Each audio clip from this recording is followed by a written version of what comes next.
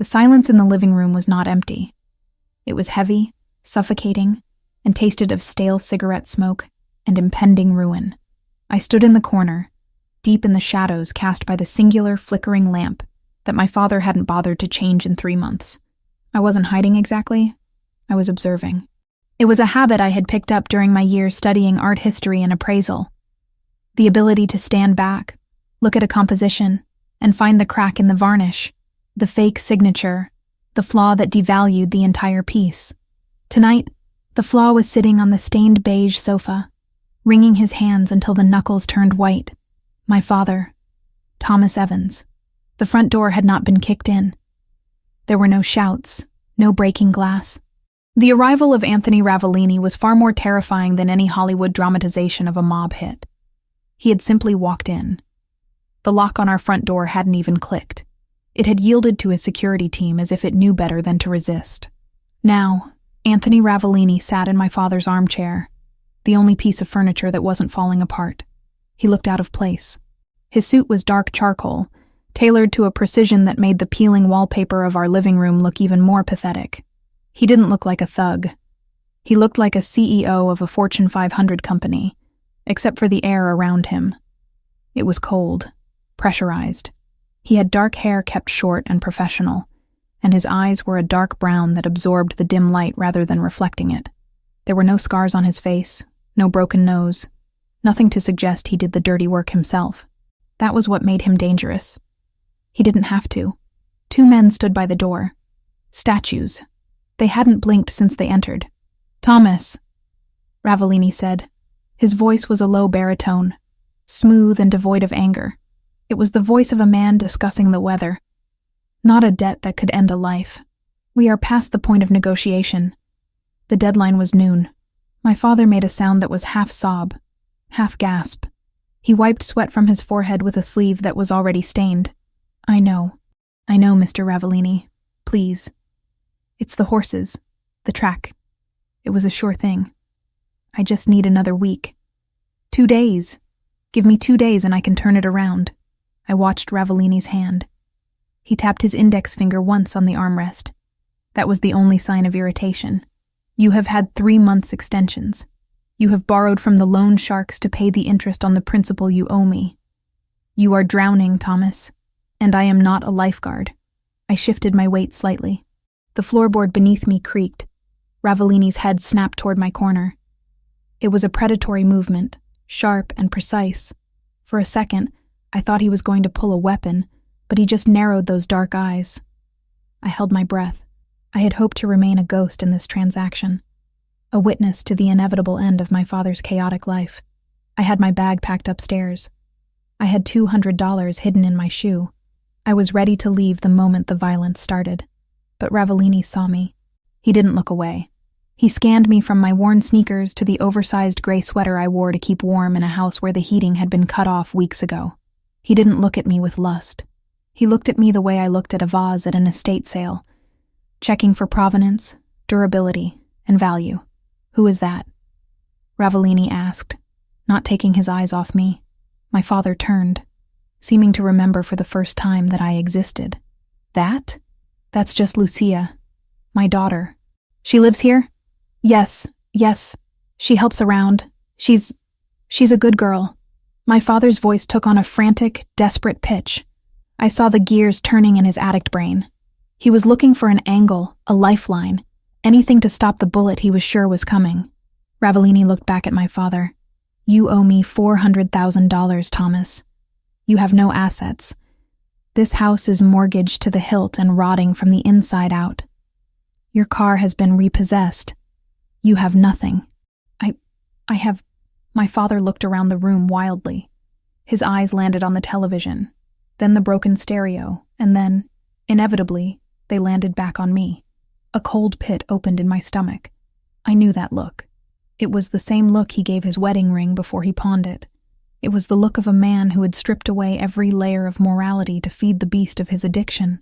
"I have no money," Father cried out, his voice cracking. He scrambled off the sofa, falling to his knees. It was a humiliating display.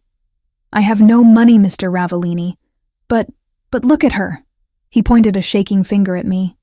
Lucia. She's young. She's smart. College educated. She can work. She can be whatever you need. My father crawled 2 inches closer to the immaculate shoes of the Mafia Boss. She'll serve as payment. Take her. Take her and wipe the slate clean. Please. The silence that followed was absolute. I didn't gasp. I didn't scream. I felt a strange, icy calm settle over me. Perhaps I had always known it would end this way. Thomas Evans had sold my mother's jewelry, my college fund, and his own dignity. Selling me was just the final liquidation of his inventory. Ravellini didn't speak immediately. He turned his head slowly back to me. He stood up. He was tall, over 6 feet, filling the cramped room with an overwhelming masculine presence. He walked toward me, crossing the stained carpet. I didn't back away. I refused to cower. If I was to be sold like cattle, I would at least stand like a human being. I lifted my chin, meeting his gaze. Up close, he smelled of expensive cologne, sandalwood, and cold winter air. "How old are you?" he asked.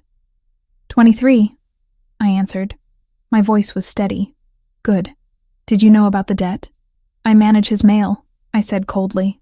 "I know about the 400,000 to you. I know about the 50,000 to the bank. I know about the 3 liens on the house." He raised an eyebrow. "And yet you stayed. I had nowhere else to go." "Yet." Ravellini studied my face. He seemed to be looking for fear, tears, or hysteria. He found none. He reached out, his hand hovering near my face. I didn't flinch, though every instinct in my body screamed at me to run. He took a strand of my dark blonde hair between his fingers, examining the texture, then let it drop. He turned back to my father, who was still on his knees, panting like a dog waiting for a scrap. "A debt of 400,000 is a heavy price for one person," Ravellini said deeply. "She's worth it," Father babbled. "She cooks, she cleans, she's obedient." I almost laughed. I was none of those things. I was a survivor. Ravellini looked at me again. "Are you obedient, Lucia?" "I am pragmatic," I corrected him. "I understand leverage, and I understand contracts." A flicker of amusement passed through his dark eyes. It was gone as quickly as it came. He turned to his guards. "Bring the car around." Then he looked down at my father. "Get up, Thomas. You look pathetic." My father scrambled to his feet, a smile of relief breaking through the sweat on his face. "So, we have a deal? The debt is gone?" "The debt is transferred," Ravellini corrected. "You are free of your obligation to me. But you are also free of your daughter. If you ever try to contact her, if you ever come near her, if I see your face in my city again, the debt returns, with interest. And you will pay it in blood. Do you understand?" "Yes, yes, of course. Take her." My father didn't even look at me. He was already mentally spending the money he wasn't going to lose. Ravellini turned to me. "Pack a bag. You have 5 minutes. Essentials only." I didn't wait to be told twice. I turned on my heel and walked out of the living room, past the man who had raised me, and up the creaking stairs.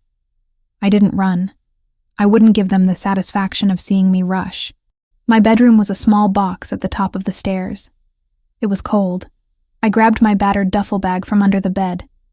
I didn't pack clothes for a new life. I packed for survival. Jeans, thick sweaters, my comfortable boots. I went to the loose floorboard in the closet and pulled out my small stash of cash, $212. I shoved it into my pocket.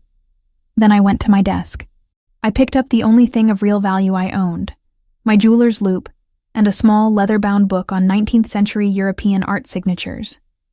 It was my passion. My career before my father's debts had forced me to drop out of the master's program to keep the lights on. I wrapped the loupe in a sock and tucked it deep into the bag. I looked around the room.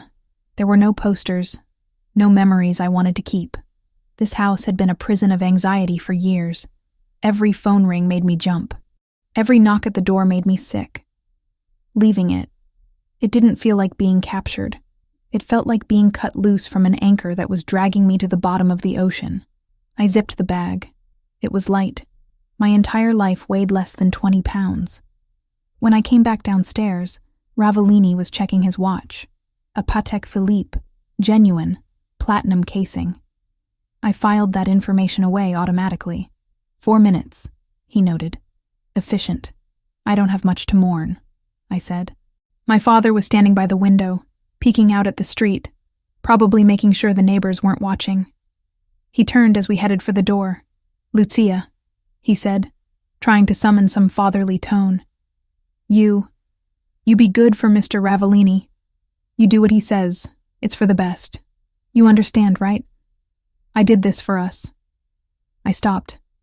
I was 3 feet from the door. I turned to look at Thomas Evans one last time. I wanted to scream. I wanted to claw his eyes out for trading me like a used car. But anger required energy, and I needed every ounce of energy for what was coming next. You did this for yourself, I said, my voice dead of all emotion. Don't pretend this is a sacrifice, Thomas.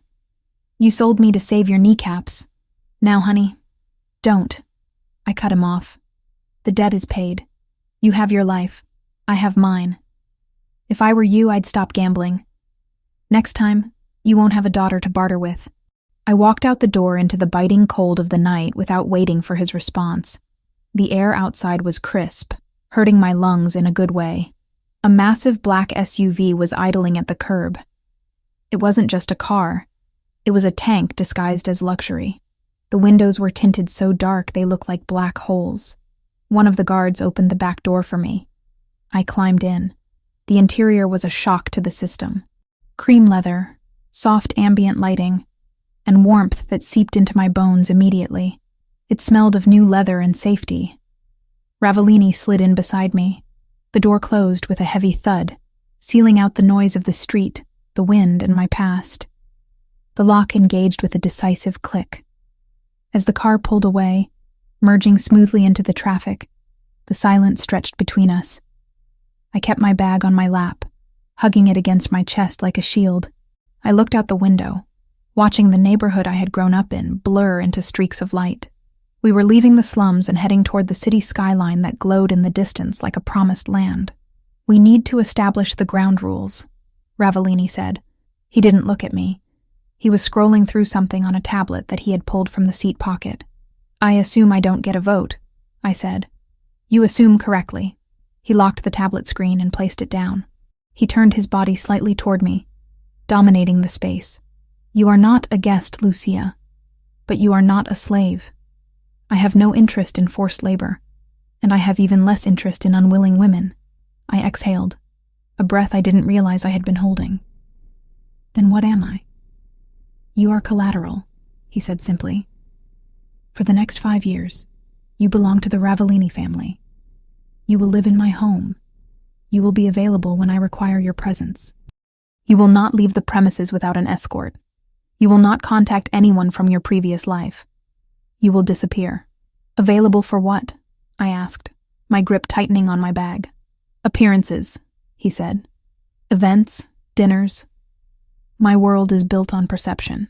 A man of my standing requires a certain domestic image to close specific deals. You are articulate. You are presentable. And according to your father, you are educated. You will play the role of my companion. And if I refuse, you won't, he said. It wasn't a threat. It was a statement of fact. Because you are smart. You saw the alternative back there. You know that living in a golden cage is preferable to drowning in a sewer. Your father would have sold you to someone far worse than me eventually. A pimp, a drug dealer, another bookie. With me, you will have food, clothes, safety, and luxury. All I ask in return is your time and your loyalty. 5 years, I repeated. 5 years. Then the contract is fulfilled, and you are free to go with a severance package that will let you start over anywhere in the world. It sounded like a business deal. Cold, transactional, logical. It was exactly the kind of language I understood. I have conditions, I said. One of the guards in the front seat shifted, likely surprised that the payment was speaking back. Ravellini just looked amused. You are in no position to negotiate, Lucia. I'm not negotiating the terms of my surrender, I said, meeting his eyes. I'm clarifying the job description. You said you have no interest in unwilling women. Does that mean my bed is my own? Ravellini's gaze dropped to my lips for a fraction of a second, then returned to my eyes. I do not rape, Lucia. I don't need to. If you are in my bed, it will be because you walked there yourself. Then I won't be in your bed, I said sharply. We shall see, he murmured, turning back to his tablet. But yes, your room is your sanctuary. As long as you respect my house, you will be safe within it. But understand this, outside of those walls, you are a target. You are now associated with me. My enemies are your enemies. If you try to run, I won't have to hunt you down. Someone else will find you first, and they will use you to get to me. And they will not be as polite as I am. The reality of his words settled over me. I wasn't just a prisoner. I was a piece on a chessboard. I won't run, I said. I have nothing to run back to. Good. The car slowed down as we approached the city center. The buildings grew taller, blocking out the stars. We were entering his world now. The world of steel, glass, and blood. I looked at the profile of the man who now owned the next 5 years of my life. He was terrifying, yes. But looking at the clean line of his jaw and the calm intelligence in his eyes, I realized something strange. For the first time in 10 years, I wasn't wondering where my next meal was coming from. I wasn't wondering if the electricity would be cut off. The fear of the unknown was there, but the fear of poverty, the grinding, humiliating fear that had defined my existence, was gone. My father had sold me to save himself. But as the skyline glittered ahead of us, I wondered if, inadvertently, he had saved me too. One more thing, Ravellini said, interrupting my thoughts. Yes? Your last name, Evans. You don't use it anymore. In my house, you are simply Lucia. We don't advertise where you came from. Fine, I said. Lucia. Just Lucia. He nodded, satisfied. The car turned into the underground entrance of a massive skyscraper. The gates opened automatically, swallowing us into the belly of the building. Welcome home, Lucia, Anthony Ravellini said. As the darkness of the garage enveloped the car, I realized the irony. I had lost my freedom, but I had gained a future. It was a dangerous, twisted future, but it was mine to navigate. I loosened my grip on the duffel bag. My hands were steady. The game had begun.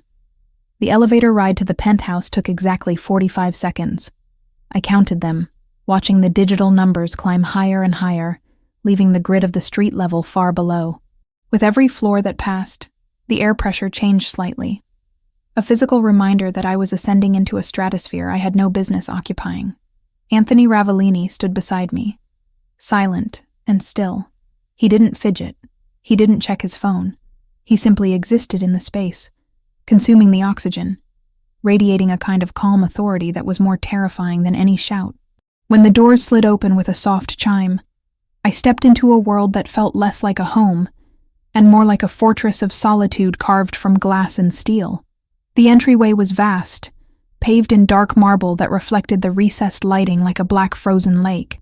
Floor-to-ceiling windows lined the far wall, offering a panoramic view of the city skyline. A view that people killed for, but what struck me wasn't the opulence. It was the silence. My father's house had always been filled with noise. The hum of the refrigerator that was dying, the rattle of the pipes, the muttering of a man losing his mind to addiction. Here, the silence was heavy, expensive, and absolute. Coat, Ravellini said. It wasn't a question. I slipped off my worn denim jacket. He took it from me, not handing it to a servant, but hanging it himself in a closet that looked larger than my bathroom. The gesture was strangely domestic for a man who commanded an army of criminals. Follow me. I walked behind him, my boots making dull thuds against the marble while his dress shoes were virtually silent. We passed a living area with a sofa that looked like a modern art installation, a kitchen that gleamed with stainless steel surfaces that had clearly never seen a burnt toast, and a hallway lined with black and white photography. He stopped at a heavy oak door at the end of the corridor. He pushed it open and gestured for me to enter. "This is your room," he said. I stepped inside and felt my breath hitch. It was beautiful, yes, in a stark, masculine way. The walls were a deep charcoal, the bed was a king-sized expanse of white linen, and there was an ensuite bathroom visible through a frosted glass door. But what drew my eye wasn't the luxury. It was the lock on the door. A heavy brass deadbolt. On the inside, I turned to look at him, surprised. "You can lock it," he said, reading my mind with unnerving accuracy. "Privacy is a luxury you probably haven't had in a long time. Here, it is a standard." "You trust me behind a locked door?" I asked, gripping the strap of my duffel bag. "I have the master key, Lucia. But I won't use it unless I have reason to believe you are harming yourself or planning something stupid.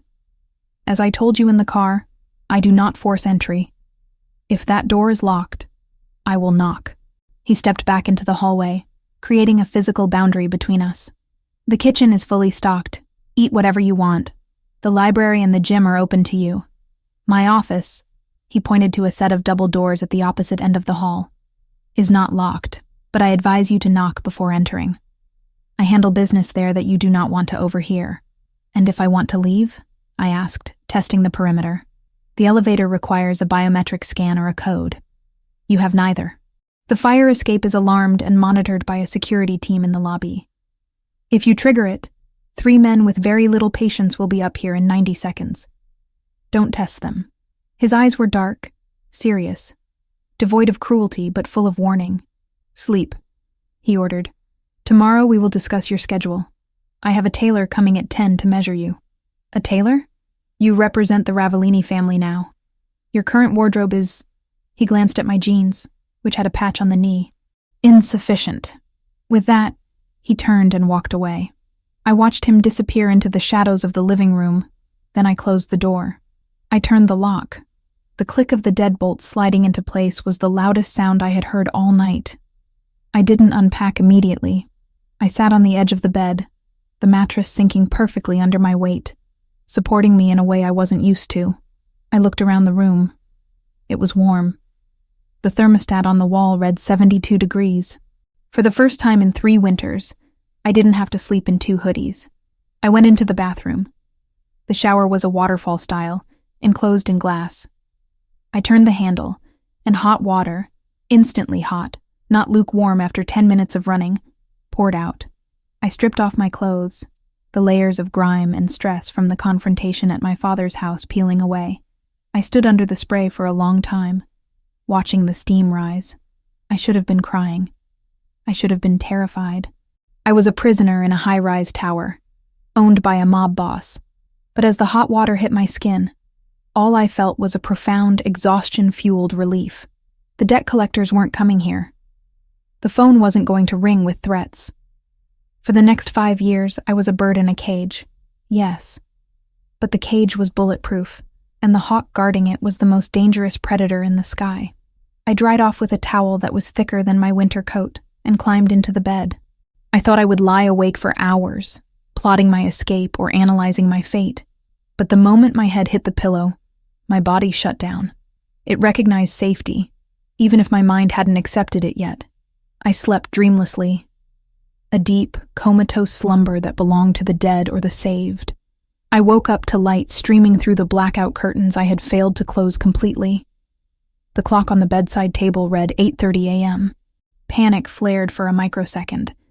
I was late for work, late for the shift at the antique shop that paid me under the table. Before reality crashed back in, I didn't have a job anymore. I had a role.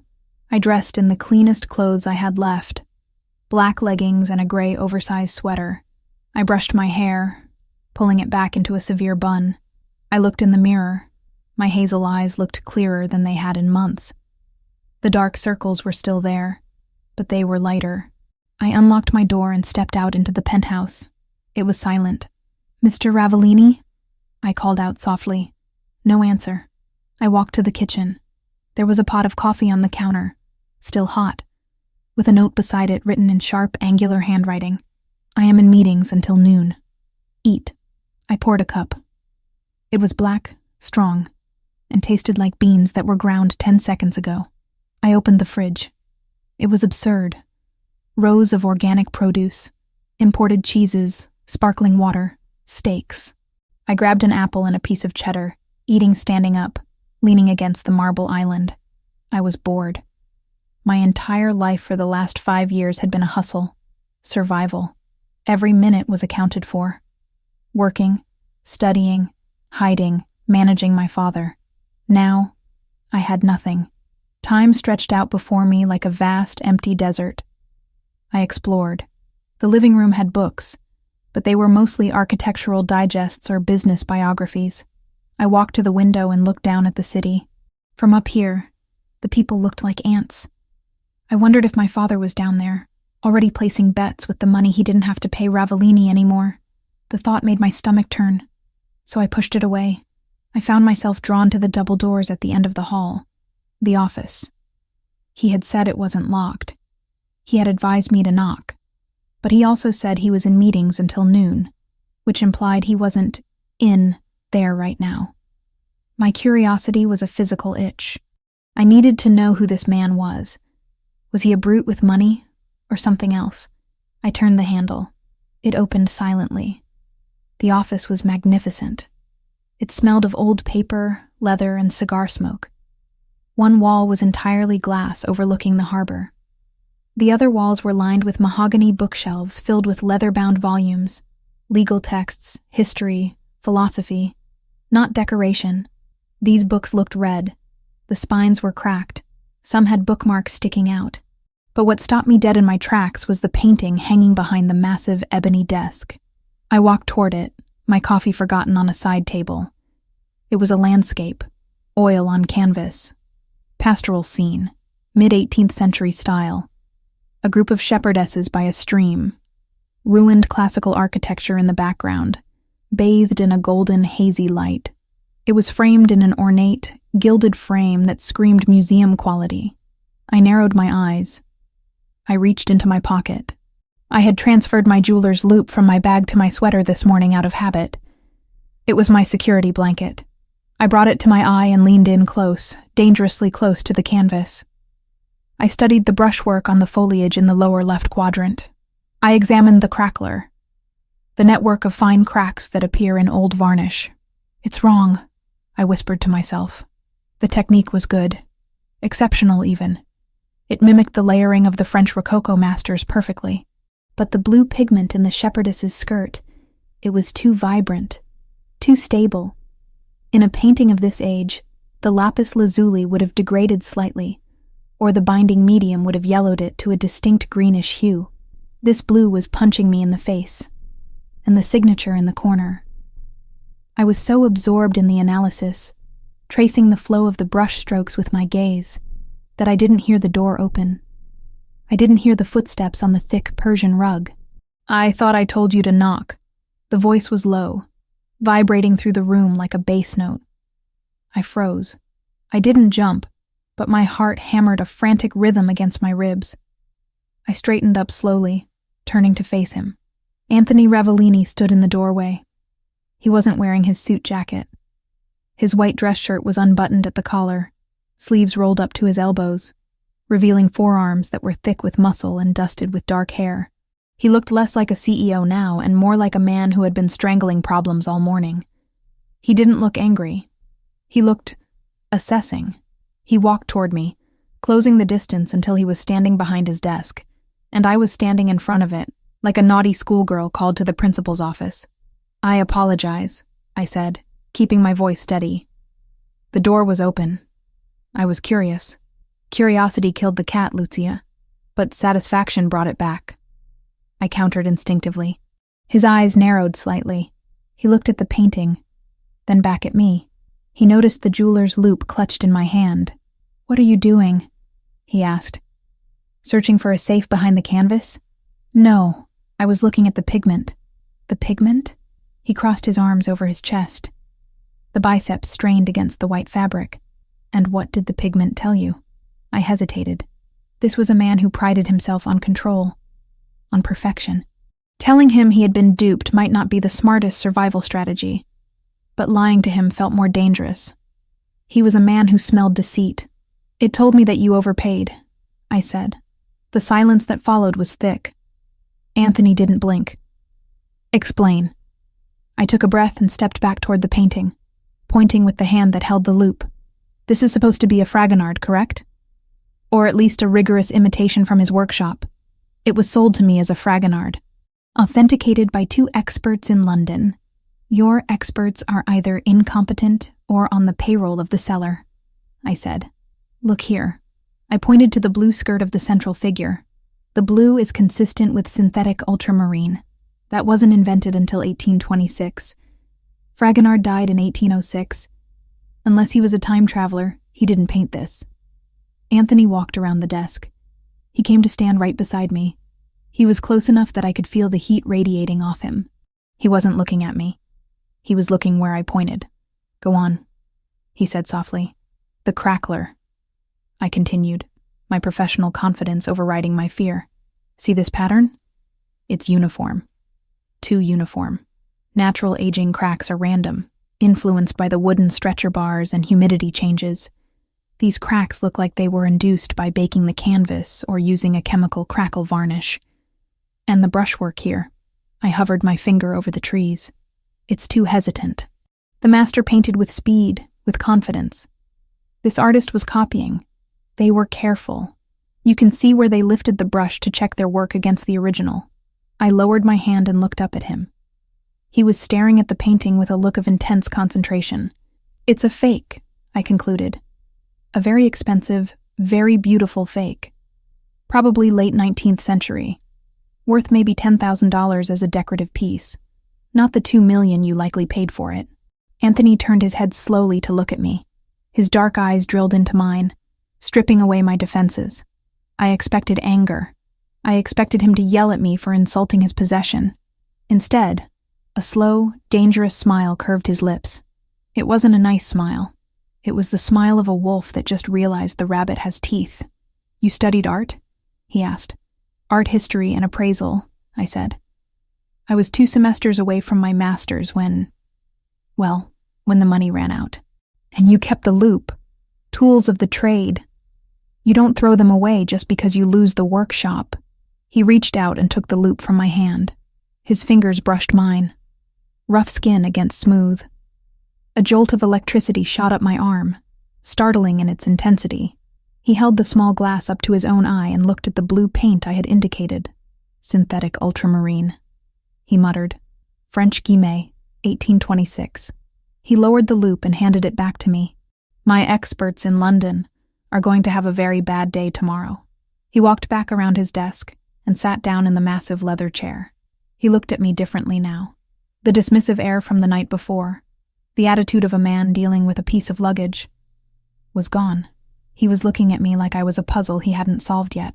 I thought I bought a pretty face to hang on my arm, he said, his voice thoughtful. A distraction. Collateral to keep a gambler in line. I told you, I said, putting the loop back in my pocket. I'm pragmatic, and I'm not useless. No, he agreed. You are not. He leaned back, steepling his fingers. The tailor will be here in 20 minutes. Get measured, get your wardrobe sorted. But after that, he paused, his eyes gleaming with a new idea. Come back here. Why? Because I have a warehouse full of assets that I acquired through various debt settlements. Paintings, sculptures, antiques. I use them to move capital across borders. But if I am moving fakes, I am vulnerable. He gestured to the empty chair opposite his desk. You wanted to know your role, Lucia. Sit down. I didn't move immediately. Does this mean the contract changes? The contract stands, he said firmly. You are still mine for 5 years. But how you spend those 5 years, that is negotiable. You can be a decoration, Lucia, or you can be an asset. The choice is yours. I looked at the chair. It was leather, high-backed, equal in height to his. If I sat there, I wasn't just a victim anymore. I was a collaborator. I would be helping a mob boss optimize his money laundering. It was illegal. It was dangerous. It was everything I had been raised to avoid.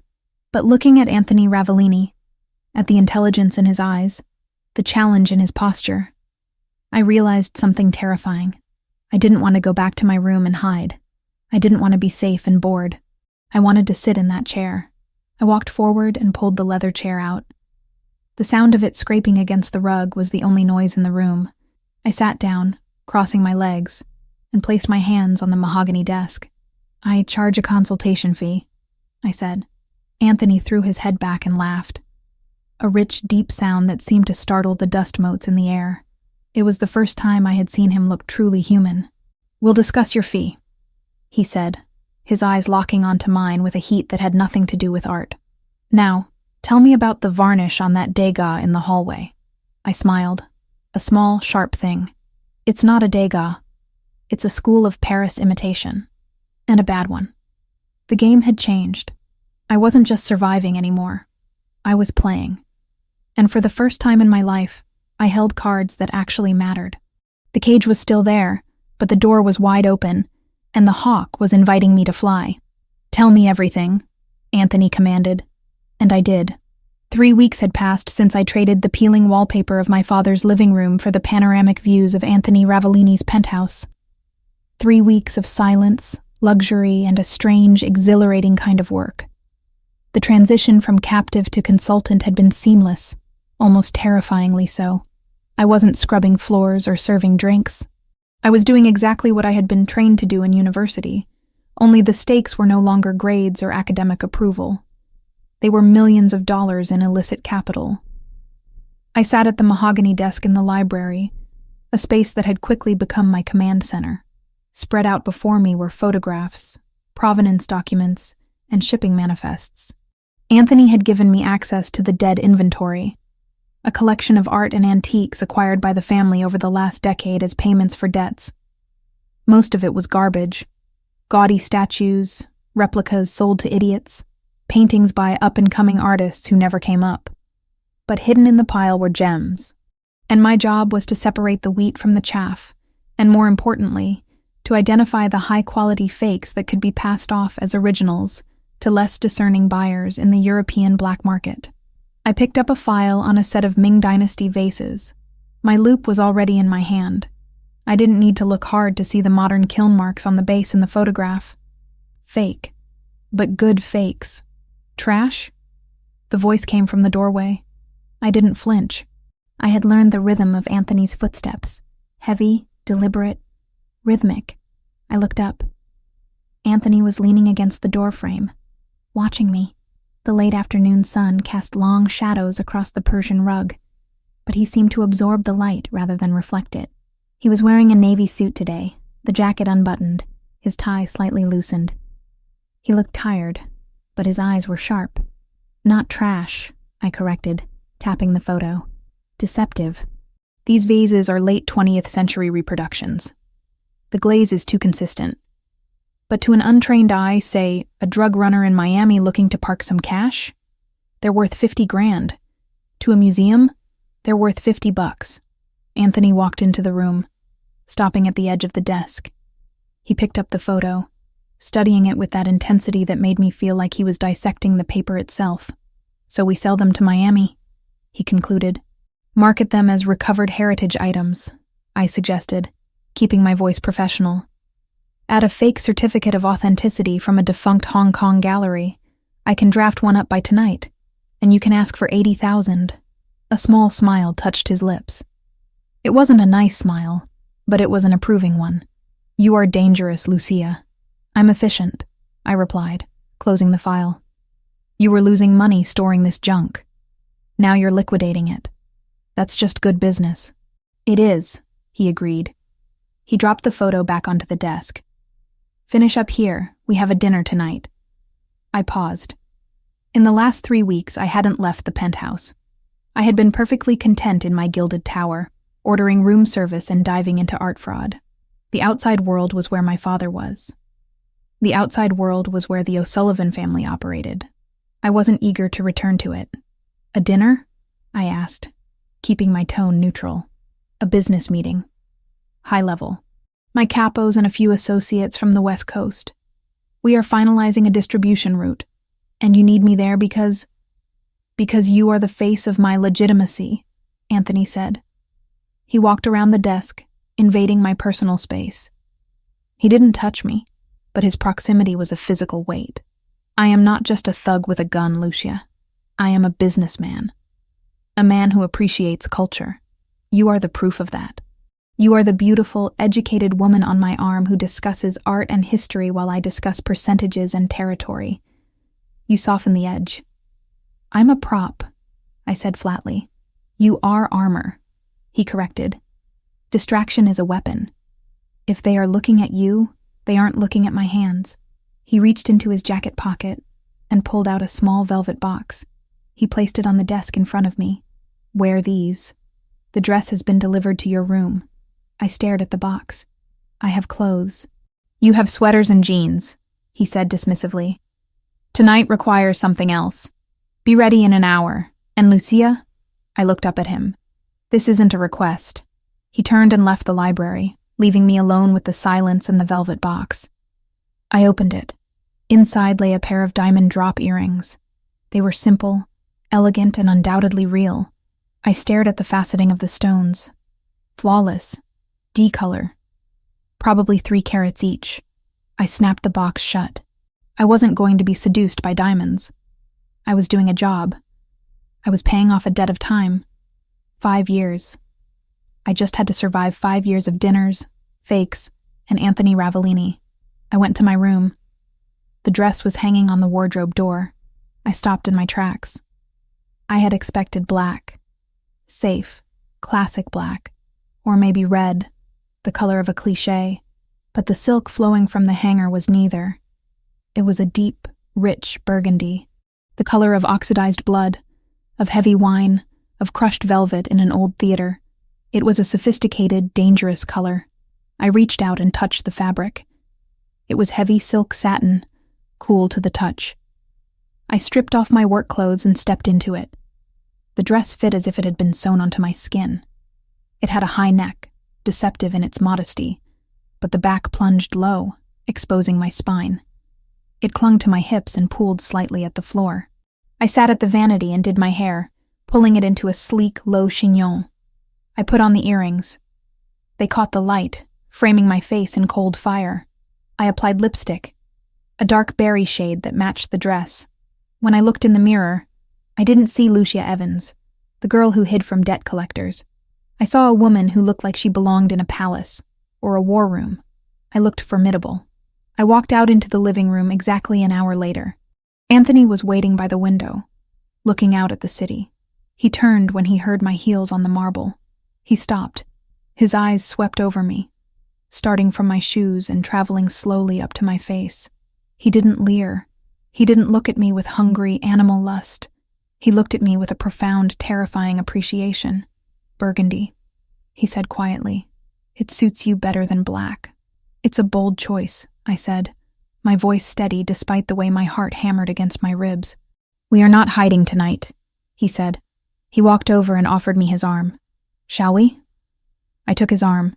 His muscles were hard as granite beneath the fine wool of his suit. Lead the way, Mr. Ravellini.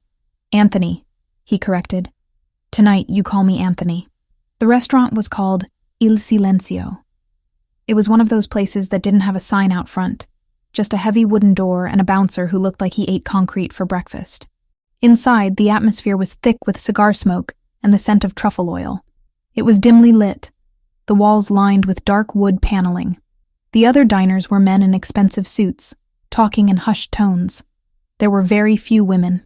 Anthony guided me to a private room in the back. The air in the room changed instantly. It was cooler, sharper. A large round table dominated the space. 5 men were already seated. They all stood up when Anthony entered. Don Ravellini, one of them greeted, bowing his head slightly. Gentlemen, Anthony replied. He didn't bow back. He guided me to the chair to his right and waited for me to sit before taking his own seat. The men sat down. I scanned the table. I recognized 2 of them from the files I had seen in the office. Associates from the West Coast. But the man sitting directly across from me was new. He was older, perhaps 50, with a face that looked like it had been carved out of aggressive meat. His skin was flushed, his eyes watery and bloodshot. He had a glass of whiskey in front of him that was already half empty. Who's the bird, Anthony? The man asked, his voice grating and loud. I thought this was a business dinner, not a date night. Anthony poured himself a glass of water. He didn't look at the man. This is Lucia. She is my consultant. Consultant? The man laughed, a wet, ugly sound. Is that what we're calling them now? In my day, we just called them whores. The silence that fell over the table was instant and absolute. The other men looked down at their plates or adjusted their cufflinks. Insulting the boss's companion was suicide. Anthony stopped pouring. The pitcher hovered in the air for a second before he set it down with a deliberate clink. "Lucia manages my private acquisitions," Anthony said, his voice dropping an octave. "She has more education in her little finger than you have in your entire bloodline, Verciani. I suggest you show respect." So this was Verciani, a capo from the Jersey faction, notorious for his temper and his inability to handle alcohol. Verciani sneered, leaning back in his chair. He looked me up and down, his eyes lingering on my chest. Education. Right. Does she know how to count, or just how to spend? I felt a flash of anger, hot and sharp. But I didn't let it show. I picked up my napkin and unfolded it calmly. "I know how to count, Mr. Verciani," I said, my voice cutting through the tension like a razor blade. "For example, I count 3 empty glasses in front of you, which explains why you're slurring your words before the appetizers have even arrived." Verciani's face turned a darker shade of red. The man next to him choked on a laugh. Anthony didn't look at me, but I saw his hand tighten slightly on the stem of his water glass. "She speaks," Verciani mocked. "Listen, sweetheart, the men are talking. Why don't you sit there and look pretty? Anthony, order a bottle of the good stuff. I want to celebrate the deal." He snapped his fingers at a waiter who had materialized in the corner. "Boy, bring us the 82 Latour. The boss is paying." The waiter looked at Anthony for confirmation. Anthony gave a barely perceptible nod. When the bottle arrived, Verciani made a show of inspecting it. "Ah, Chateau Latour, 1982, the king of wines. You see this?" He pointed the bottle at me. "This bottle costs more than your daddy made in a year." He didn't know how right he was. My father never made anything. The waiter poured a splash into Verciani's glass for the tasting. Verciani swirled it aggressively, spilling a drop on the white tablecloth. He took a massive gulp, swishing it around his mouth like mouthwash. "Perfection," he announced. "Notes of leather and tobacco, smooth as silk. Pour it for everyone." The waiter moved to pour, but I raised my hand. "Wait," I said. Verciani slammed his glass down. "What now?" I looked at the bottle in the waiter's hand. I didn't need the loupe for this. "It's a fake," I said clearly. The room went dead silent again. Verciani stared at me, his mouth slightly open. "Excuse me?" He spat.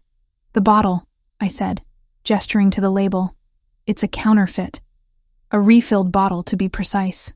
"You don't know what the hell you're talking about," Verciani growled.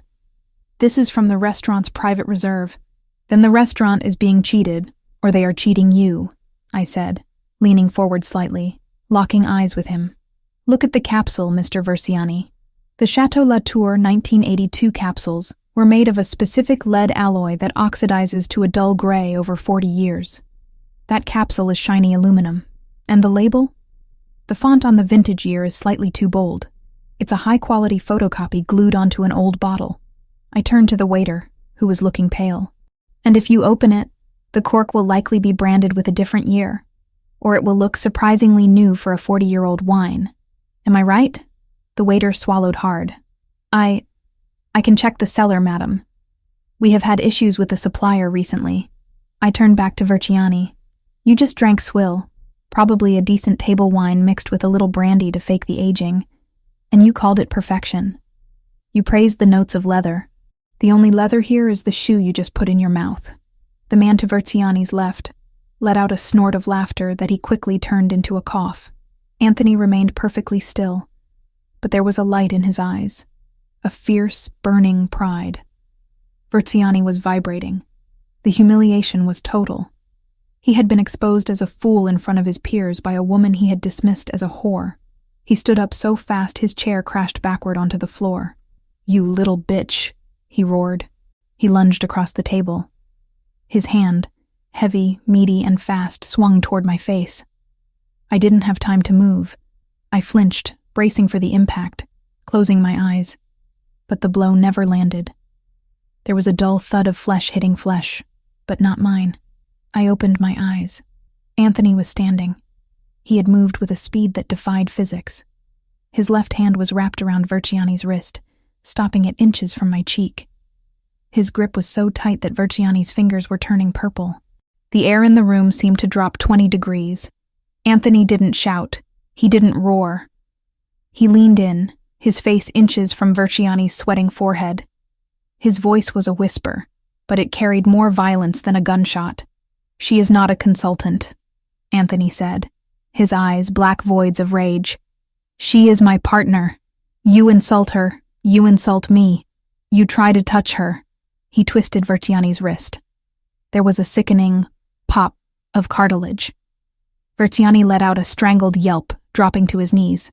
"And you lose the hand," Anthony finished. He shoved Verciani back. The capo collapsed onto the floor, clutching his wrist, wheezing. "Get him out of here," Anthony ordered the guards. "And tell the kitchen to bring me a real bottle. I won't pay for garbage." The guards dragged Verciani out. The other men at the table sat in stunned silence. They weren't looking at Anthony with fear anymore. They were looking at me with fear. Because I was the woman who had just caused a capo to be broken, and I hadn't even raised my voice. Anthony sat back down. He adjusted his cuffs. He turned to me. "Are you all right?" he asked. I looked at his hands. The hands that had just crushed a man's wrist to protect me. My heart was racing. But not from terror. It was racing from adrenaline. "I'm fine," I said. My voice was surprisingly steady. "But he really does have terrible taste in wine." Anthony looked at me for a long moment. Then he started to laugh. It was a low, dark sound. "Yes," he said. "He does." The rest of the dinner passed in a blur. The men treated me like royalty. They asked my opinion on the food, the decor, the business. I played the part. I was charming, I was intelligent, I was deadly. But all I could think about was the heat of Anthony's body next to mine, and the way he had moved to shield me. The ride home was quiet. The city lights streaked past the tinted windows of the SUV. The partition was up, separating us from the driver. I sat in the corner of the seat, watching the rain start to streak against the glass. The adrenaline was fading, leaving behind a shaky exhaustion. I felt a hand on mine. I looked down. Anthony's hand was covering mine on the leather seat. His skin was warm. "You're shaking," he said. "Just a little," I admitted. I've never been the cause of violence before." "You weren't the cause," he said firmly. "His ego was the cause. You were just the mirror that showed him how ugly he is." He squeezed my hand. "You did well tonight, Lucia. Better than well. You commanded that room. I just pointed out a fake label. No. You stood your ground. Most people crumble when a man like Verciani barks. You bit back." He turned his body toward me. The streetlights flickered across his face, illuminating the sharp angles of his cheekbones and the depth of his eyes. "I told you I protect what I value," he said softly. "And am I valuable?" I asked, the question slipping out before I could stop it. "Or am I just a useful asset for spotting fake wine?" Anthony released my hand and reached up. He brushed his knuckles against my cheek, right where Verciani would have struck me. The touch was feather-light, a shocking contrast to the violence he had displayed an hour ago. "You are not just an asset, Lucia," he whispered. His thumb traced my lower lip. My breath hitched. The air in the car suddenly felt too thin. "An asset is replaceable. You are proving to be distinct." I stared at him. For the first time, I saw the man behind the Mafia Boss title. I saw a man who was lonely at the top of his mountain. A man who was tired of being surrounded by sycophants and brutes. I saw a man who recognized a fellow survivor. I leaned into his touch, just a fraction of an inch. It was an involuntary movement, a magnetic pull. "Distinct is good," I whispered. "Distinct is dangerous," he murmured, his eyes dropping to my lips. For a second, I thought he was going to kiss me. The tension was a pulled rubber band, ready to snap. I wanted him to. God help me. I wanted the man who owned me to claim me. Not because of a contract, but because of this fire between us. But he pulled back. He withdrew his hand and straightened his tie, the mask of the dawn sliding back into place. "We're home," he said, as the car turned into the garage. The moment was broken, but the energy remained. As we walked to the elevator, he didn't walk ahead of me. He walked beside me. I wasn't walking behind him anymore. Tonight had changed everything. I wasn't just the girl in the corner. I was the woman in burgundy who had brought a capo to his knees. And Anthony Ravellini was no longer just my captor. He was my partner in a dance I was just beginning to learn the steps to. I looked at my reflection in the elevator doors. The diamonds sparkled, cold and hard. But my eyes were burning.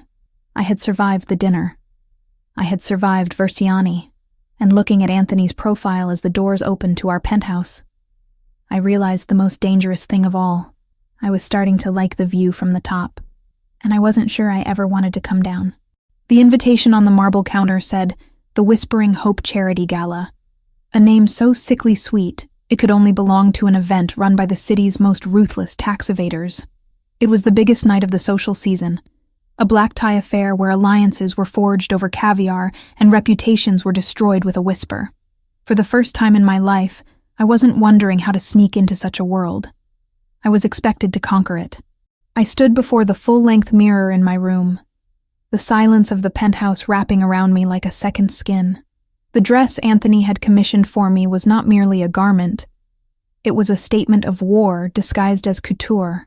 It wasn't the deep burgundy of the private dinner, nor was it the safe black of a shadow. It was pale gold. The silk was liquid, cascading down my body in a way that mimicked movement, even when I was perfectly still. It caught the light of the chandelier and threw it back, softened, making my skin glow.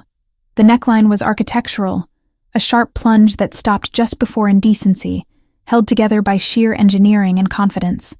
The back was entirely open, exposing my spine to the cool air of the room. It was a dress that demanded attention. It was a dress that said I didn't need to hide in corners anymore. I adjusted the diamond drop earrings, the same ones from the dinner, and checked my reflection. The girl who had packed her life into a duffel bag under the gaze of a debt collector was gone. In her place stood a woman who knew the market value of a fake Renoir and the breaking point of a Jersey capo. A knock came at the door. 3 sharp raps. "Come in," I said, not turning away from the mirror. Anthony opened the door. He was wearing a tuxedo that fit him with lethal precision.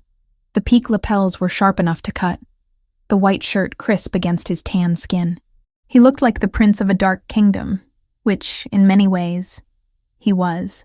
He stopped 2 steps into the room. I saw his reflection freeze in the glass. His dark eyes traveled up the line of the gold silk, tracing the curve of my waist, the slope of my exposed back, and finally meeting my eyes in the mirror. "Gold," he stated, his voice low. "You said we weren't hiding," I replied, turning slowly to face him. This seemed appropriate. He walked toward me, entering my personal space with the gravitational pull of a planet. He didn't touch me immediately. He let the tension build, that electric hum that had been growing between us since the night at Il Silencio. "Appropriate is an understatement," he murmured. "You look like a trophy, Lucia. The kind men kill each other to possess." "I thought I was a partner," I challenged softly. "Tonight, you are both." He reached out, his fingers brushing the bare skin of my arm. The contact sent a jolt straight to my core, but I held his gaze. "The O'Sullivans will be there. The Russos. The heads of the 5 families. They need to see you and think that I have captured the sun. They need to believe I am so powerful I can wear gold without fearing who might try to snatch it." "Let them try," I said. The words came out with a fierceness that surprised me. Anthony smiled, a rare, genuine expression that softened the hard lines of his face. "That is the spirit. But stay close to me. The sharks are circling tonight and they smell fresh blood." "I'm not blood," I said, picking up my clutch. "I'm the hook." He chuckled, offering his arm. "Then let's go fishing." The venue was the grand ballroom of the Pierre Hotel, a cavernous space dripping with crystal and old money. The air smelled of expensive lilies, heavy perfume, and the metallic tang of chilled champagne. A string quartet played in the corner, the music barely audible over the roar of 300 wealthy people pretending to like each other. Our entrance was exactly what Anthony had orchestrated. When we stepped onto the balcony overlooking the ballroom, heads turned. The murmur of conversation didn't stop, but it shifted. The pitch changed. I felt hundreds of eyes on the gold dress, on Anthony's hand resting possessively on the small of my back. We descended the grand staircase. I didn't look down at my feet. I looked straight ahead, scanning the room as Anthony had taught me. 3 o'clock, Anthony whispered, his lips barely moving. Senator Mitchell, in his pocket for 10 years. 7 o'clock, Don Russo, neutral but leaning towards our side. 12 o'clock, the O'Sullivan table. I looked. The O'Sullivan table was the center of gravity for the opposition. Seated there was Patrick O'Sullivan, a man who looked like a bulldog stuffed into a suit, surrounded by his lieutenants and their wives. The women were draped in emeralds and sapphires, their expressions tight and watchful. They look unhappy, I noted. They lost a shipment last week, Anthony said casually. Customs seized it. They think I tipped off the feds. Did you? I don't talk to the feds, Lucia, but I don't correct my enemies when they make mistakes either. We reached the floor and were immediately swarmed. For the next hour, I was the perfect diplomat. I laughed at jokes that weren't funny. I discussed the decline of neoclassical architecture with a banker who was clearly laundering money for the cartels. I charmed the wife of a judge by complimenting her hideous brooch. Through it all, Anthony was a constant presence at my side. He didn't hover, but he was always there, a hand on my elbow, a body blocking a crowded path. We moved as a unit. When I spoke, he listened with visible respect, signaling to the room that dismissing me would be a fatal error. I was enjoying myself. The power was intoxicating. I was navigating a minefield in stilettos, and I hadn't triggered a single explosion. I need a moment, Anthony whispered in my ear after extricating us from a conversation with a particularly dull city councilman. I have to speak with Russo privately. 5 minutes. Stay in the main circle. Don't wander. I'll be fine, I assured him. I'll get a water. He hesitated, scanning the room once more, then nodded. 5 minutes. He disappeared into the crowd toward the smoking terrace. I walked to the bar, my head high. I ordered a sparkling water with lime. The bartender served me with trembling hands. I turned to survey the room, taking a sip. That dress is a bold choice for a mistress. The voice was sweet, laced with arsenic. I turned. Standing next to me was a woman I had seen at the O'Sullivan table. She was older, perhaps 45, wearing a dark green velvet gown that looked heavy and suffocating. Her neck was choked with diamonds that looked like ice. I prefer consultant, I replied smoothly. And the dress is vintage. You wouldn't recognize the designer. He doesn't sell to department stores. The woman's smile didn't waver. Sharp tongue. Anthony always did like them feisty. I'm Eleanor O'Sullivan, Patrick's wife. Lucia, I said, omitting the surname as per my instructions. Just Lucia? Eleanor stepped closer. She smelled of gin and desperate preservation. We know who you are, dear. We know exactly who you are. My grip on the crystal glass tightened. Then you have the advantage, Mrs. O'Sullivan. Because to me, you're just another wife waiting for her husband to tell her what to think. Eleanor's eyes flashed with cold malice. You think you're safe because he put you in silk? You think you're special?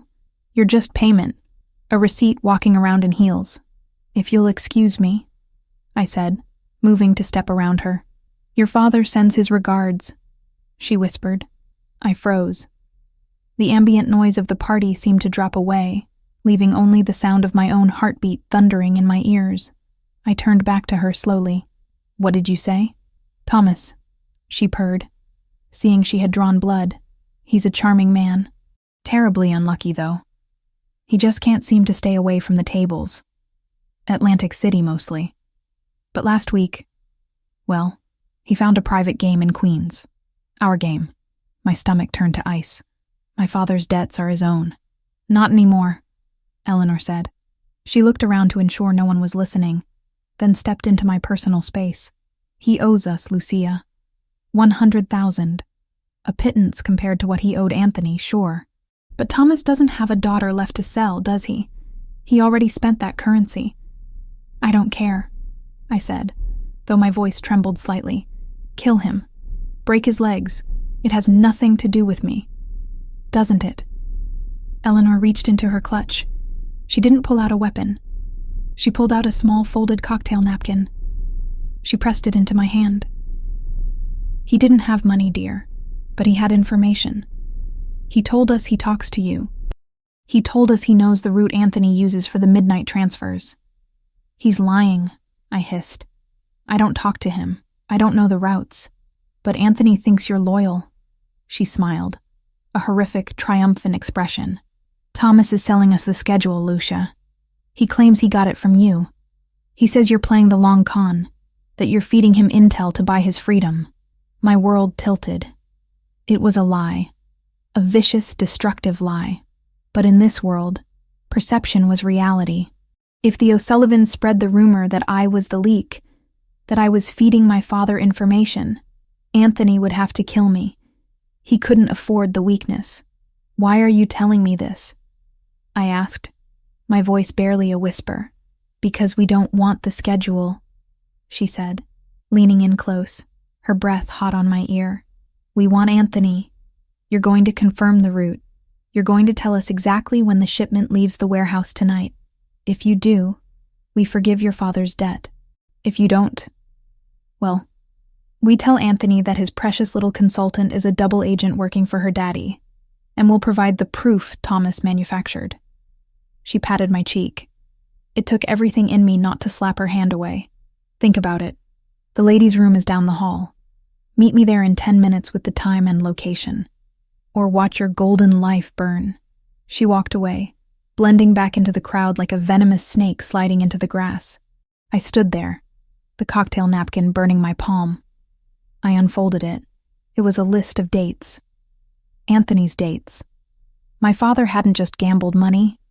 He had gambled my life. He was framing me to save his own skin, using the O'Sullivans as the executioner. I looked across the room. Anthony was walking back from the terrace. He looked powerful, untouchable. If I told him, would he believe me? Or would the seed of doubt be enough to destroy us?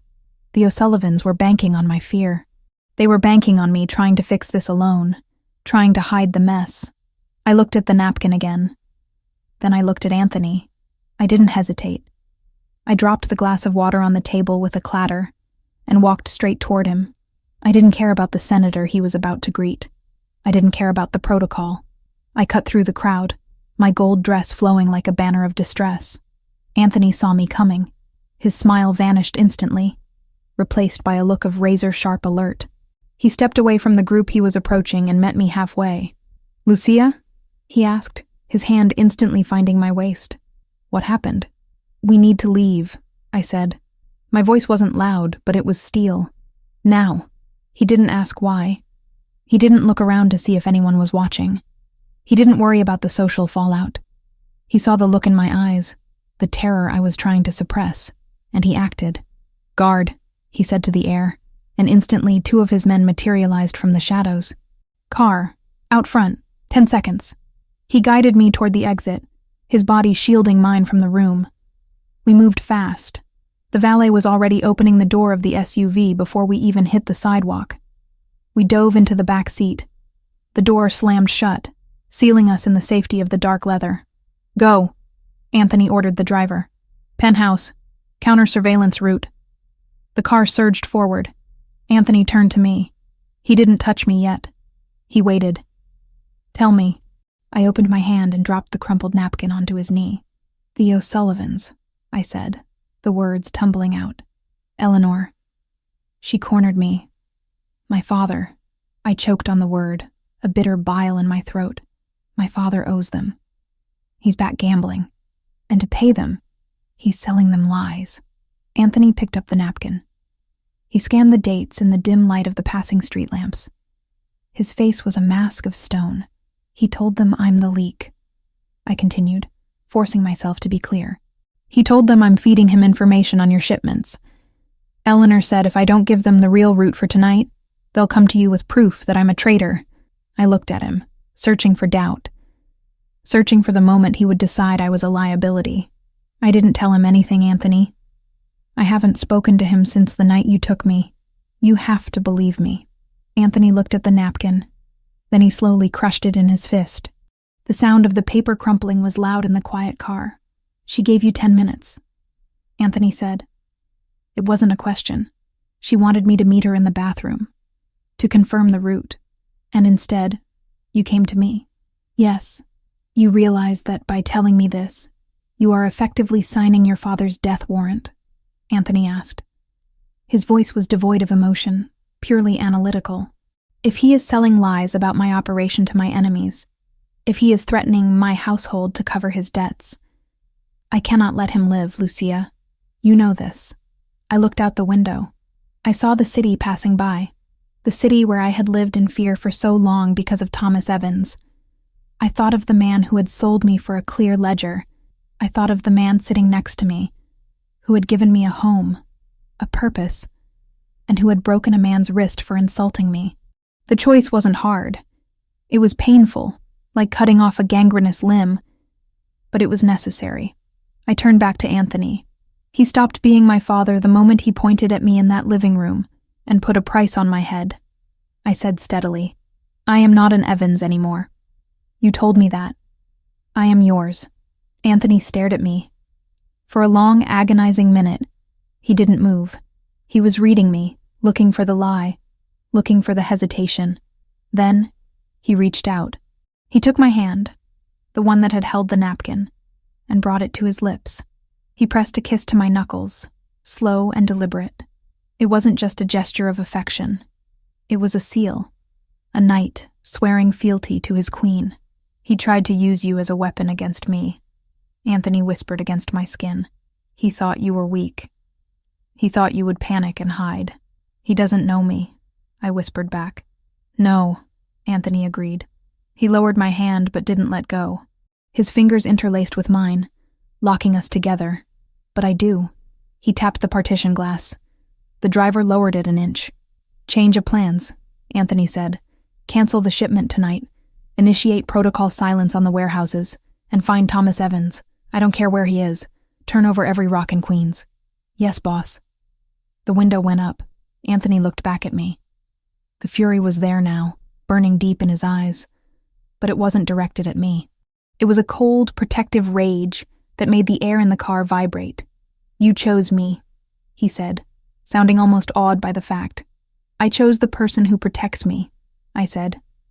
"I chose the person who sees me." He pulled me across the seat, hauling me into his lap. The gold dress spilled over his dark trousers like molten metal. He buried his face in the crook of my neck, inhaling deeply. "You are not just payment, Lucia," he growled against my pulse.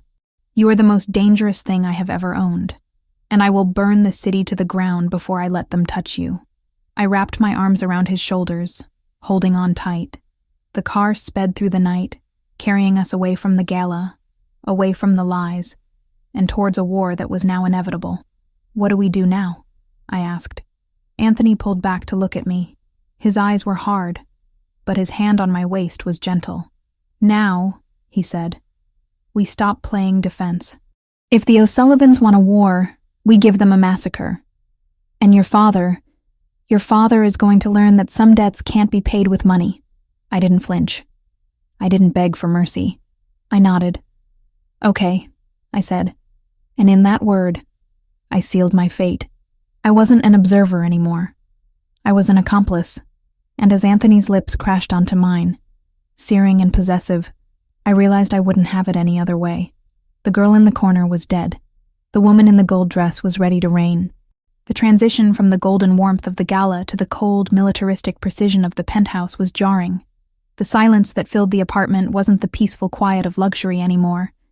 It was the holding breath of a battlefield before the first shot is fired. Anthony moved with a terrifying efficiency. He had stripped off his tuxedo jacket and the silk tie, replacing them with a tactical vest that he strapped over his white dress shirt. He didn't look like a businessman now. He didn't even look like a mob boss. He looked like a soldier preparing for a siege. I stood by the kitchen island, still wearing the gold dress, though I felt ridiculous in it now. The silk felt too thin, too fragile for the reality that had just crashed into our lives. "The perimeter is sealed," Anthony said, checking the magazine of a handgun. before sliding it into a holster at his hip. "I have 6 men in the lobby, 2 in the elevator shaft, and 3 on the roof. The blast shutters are down on the windows. You are safer here than in the president's bunker. And you?" I asked, my voice steady despite the tremor in my hands. "Where are you going?" "To end it," he replied. He walked over to me, stopping just inches away. The smell of expensive cologne was gone, replaced by the scent of gun oil and cold resolve. He reached out, cupping my face in his hands. His thumbs traced my cheekbones, his eyes searching mine with an intensity that made my knees weak. "I am going to find your father. I am going to find the O'Sullivans. And I am going to make sure they never threaten this house again." "Don't go alone," I whispered. "I'm not alone. I have my best men, but I need to lead this, Lucia. They insulted me. They threatened you. This is personal." He leaned his forehead against mine. "Stay here. Do not open the door for anyone but me. If the secure line rings, answer it. It will be the code word Vesuvius. That means extraction. Do you understand?" "Vesuvius," I repeated. "I understand." He kissed me then. It wasn't gentle. It was hard, possessive, a promise of return. Then he pulled away, turned, and walked out the door without looking back. The heavy lock clicked into place, sealing me inside the golden cage. I stood there for a long time, listening to the silence. I should have gone to my room. I should have taken a bath, washed off the night, and waited like a good little asset. But my mind was racing. The image of Eleanor O'Sullivan's smile, the venom in her voice when she spoke of my father, the absolute certainty that Thomas Evans was selling me out. It all churned in my stomach like acid. I couldn't just sit. I went to my room and stripped off the gold dress, letting it pool on the floor like shed skin. I pulled on black jeans, heavy boots, and a dark cashmere sweater. I needed to feel armored. Then, I went to the bottom drawer of my nightstand. Taped to the underside was a burner phone. An old, cracked smartphone that had belonged to my father years ago. I had kept it not out of sentiment, but out of paranoia. When I moved in, I had swapped the SIM card for a prepaid one I'd bought with cash from the antique shop job. Anthony knew everything about me, but he didn't know about this phone. Everyone needs a secret, I had told myself. I turned it on. The screen flickered to life, the battery bar hovering at 15%. It vibrated immediately. My heart slammed against my ribs. No one had this number. No one except the emergency contact list I had set up for my father years ago in case he ended up in a hospital or a ditch. I opened the message. Sender, Dad. Time, 11:42. Lucia. I know you hate me. I know what Eleanor told you. She's lying. I'm not selling you out. I'm trying to save you. They know Anthony is coming. It's an ambush. The driver, Marco, is on their payroll. They are taking him to the shipping yards, not Queens. Pier 4, they have a sniper team waiting. Please, I messed up, but I won't let you die. Tell him. I stared at the screen, my breath catching in my throat. A trap. My mind raced, analyzing the data like I analyzed a fraudulent painting. Was it true? My father was a liar. Yes. A manipulator, absolutely. But he was also a coward. If Anthony died, the Ravellini empire would crumble, and the O'Sullivans would have no reason to keep Thomas alive. His safety depended on the balance of power. If the O'Sullivans took over, they would just kill him to tie up loose ends. His only chance of survival was chaos, or Anthony winning. The logic held. The driver? Marco. I had seen him talking to one of the O'Sullivan guards at the gala. Just a nod. I hadn't thought anything of it at the time, but now? I dialed Anthony's number on the secure house line. Beep, beep, beep. The number you have reached is not in service. Protocol silence. He had cut communications to prevent tracking. He was walking into a kill box, and he was deaf to the warning. I paced the living room floor. Panic clawed at my throat, but I forced it down. I was Lucia Evans. I was the woman who spotted a fake Chagall from across the room. I didn't panic. I solved problems. If I stayed here, Anthony would go to the shipping yards. Marco would drive him right into the crosshairs. Anthony would die. And then the O'Sullivans would come here, override the security with Marco's help, and drag me out. If I left, I stopped pacing. I looked at the message again. Pier 4. I knew Pier 4. It was an old Ravellini drop point that had been abandoned years ago. It was isolated. If I could get there, if I could get close enough to signal him, or create a distraction, but I couldn't just walk out. The guards in the lobby would stop me, unless I gave them a reason not to. I ran to the office. I grabbed a piece of heavy stationery from Anthony's desk. I wrote quickly, my handwriting sharp and angular. Protocol override. Thomas contacted me. He claims ambush at Pier 4. I have the encryption keys for the O'Sullivan accounts. The bluff. I am going to the secondary extraction point to trade for the intel. Do not follow me. Secure the perimeter. I will contact via Vesuvius channel. It was a lie, partially. But it sounded authoritative. It sounded like something the partner of Anthony Ravellini would do. I left the note on the kitchen island, right next to his espresso machine where the head of security would check during his rounds in 20 minutes. Then, I went to the service elevator. I knew the code. I had watched Anthony punch it in 3 weeks ago. 1982. The year of the fake wine. He had a sense of humor. I punched it in. The doors slid open. I took a deep breath. I was leaving the safety of the fortress. I was walking back into the dark, but as the elevator descended, I didn't feel like a victim. I felt like a player moving a piece on the board. Getting out of the building was easier than it should have been, which should have been my first warning. I used the service exit that led into the alleyway, bypassing the main lobby guards. The night air was freezing, biting through my sweater. I didn't take one of Anthony's cars. They were all tracked. I walked 3 blocks, keeping to the shadows, my boots silent on the wet pavement. I found a taxi stand near the metro station. Queens, I told the driver, near the shipyards, and step on it. The ride was a blur of neon lights and rain-streaked windows. I gripped the burner phone so hard my knuckles turned white. Every minute felt like an hour. I kept checking the time. 12:15 a.m. Anthony would be arriving soon. The taxi dropped me off a block away from the entrance to the pier. The area was desolate. Rusted fences, piles of shipping containers, the smell of salt water and rotting wood. I paid the driver with the cash I had stashed in my boot weeks ago and waited for him to leave. I moved toward Pier 4. It was dark, the only light coming from a single floodlight buzzing overhead. I didn't see Anthony's SUV. I didn't see Marco. I crept closer, hiding behind a stack of wooden pallets. My heart was hammering so loud I was sure it echoed off the metal containers. "Dad?" I whispered, looking at the phone. "Where are you?" My phone buzzed. "Inside the warehouse, 2nd floor office. I can see the entrance. Hurry, they're setting up." I looked at the warehouse. The side door was slightly ajar. Logic told me to wait. Logic told me to wait for Anthony. But fear for the man I loved, overrode the logic. If the sniper was already set up, Anthony wouldn't even make it out of the car. I slipped through the side door. The warehouse was cavernous, filled with shadows and the sound of dripping water. I kept low, moving toward the metal staircase that led to the foreman's office overlooking the floor. I climbed the stairs, testing each step for sound. I reached the top. The office door was closed.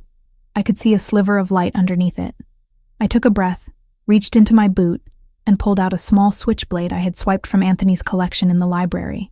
It wasn't much against guns, but it was better than fingernails. I pushed the door open. "Dad?"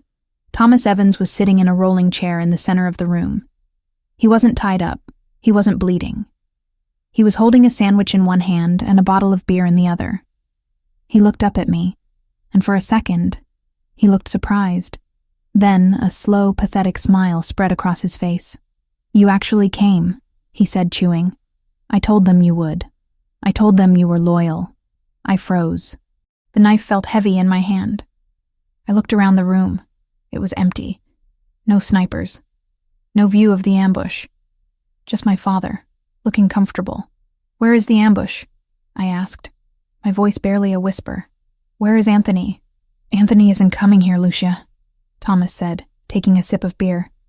"Anthony is halfway to Jersey by now, chasing a ghost lead I gave Eleanor to feed him. He's fine. Well, he's furious, But he's alive. The realization hit me like a physical blow to the chest. The air left my lungs. You lied, I said. I improvised. He corrected. He set the beer down. See, the O'Sullivans, they didn't want Anthony tonight. They wanted you. They figured if they attacked the penthouse, Anthony would turn it into a fortress. They'd lose 50 men trying to get in. But if I could convince you that he was in danger, well, you'd walk right out the front door. He stood up, wiping crumbs from his shirt. And look at you. You did. You walked right into the trade. Trade? I stepped back, gripping the knife. What trade? My debt for you, Thomas said simply.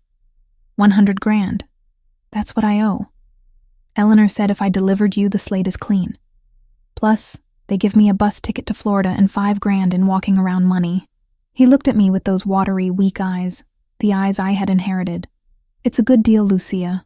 Anthony will find another girl. He's rich. But me? I was out of options. You sold me, I whispered. Again. I saved myself, he snapped, his voice rising. Do you know what they do to people who don't pay? They were going to cut off my fingers, Lucia. One by one. You're young. You're pretty. You'll survive whatever they want. You're tough. Like your mother. Don't you dare speak her name, I hissed. I raised the knife. You are sick. You are a disease. I'm a survivor, he yelled. Just like you. No.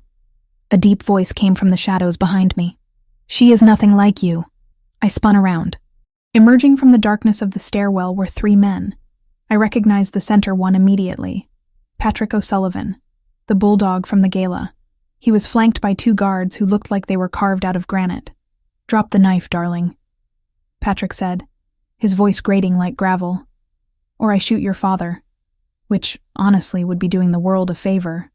But a deal is a deal. I looked at Patrick. Then I looked at Thomas. My father was shrinking back, looking terrified now that the reality of the O'Sullivans was in the room. Lucia, put it down, Thomas pleaded. Don't make them mad. I looked at the knife. It was useless against 3 armed men. I wasn't going to win a firefight. Not here, not alone. I dropped the knife. It clattered loudly on the metal floor. Smart girl, Patrick grinned. He signaled his men. One of them moved forward, grabbing my arms and twisting them behind my back. He slapped a pair of zip ties onto my wrists. The plastic bit into my skin, tight and painful. The debt is cleared? Thomas asked, his voice trembling. I can go?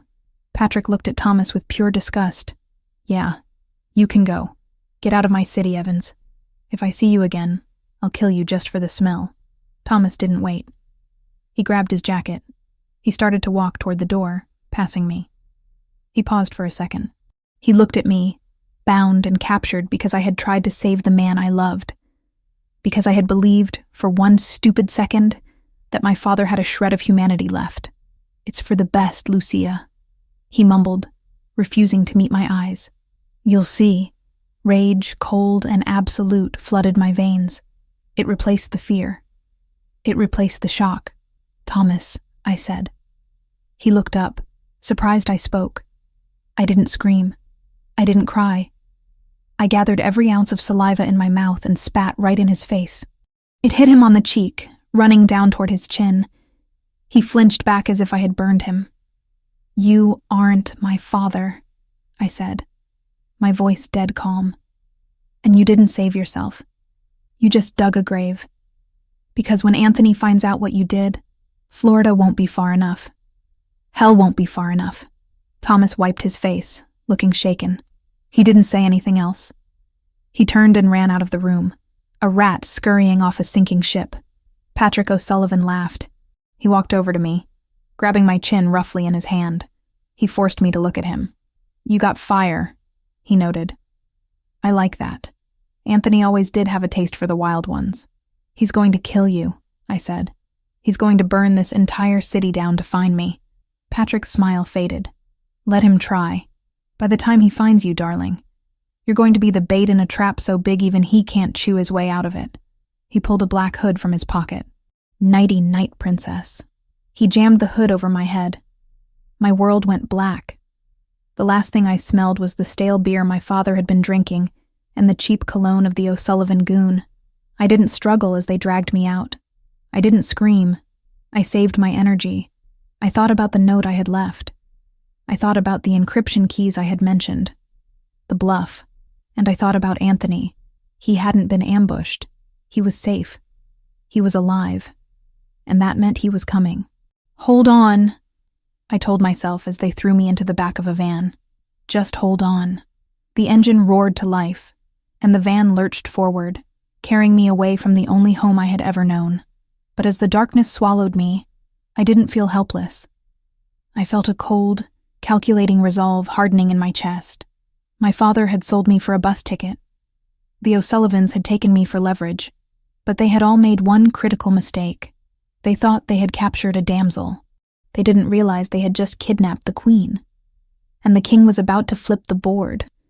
The hood was ripped off my head, taking a few strands of hair with it.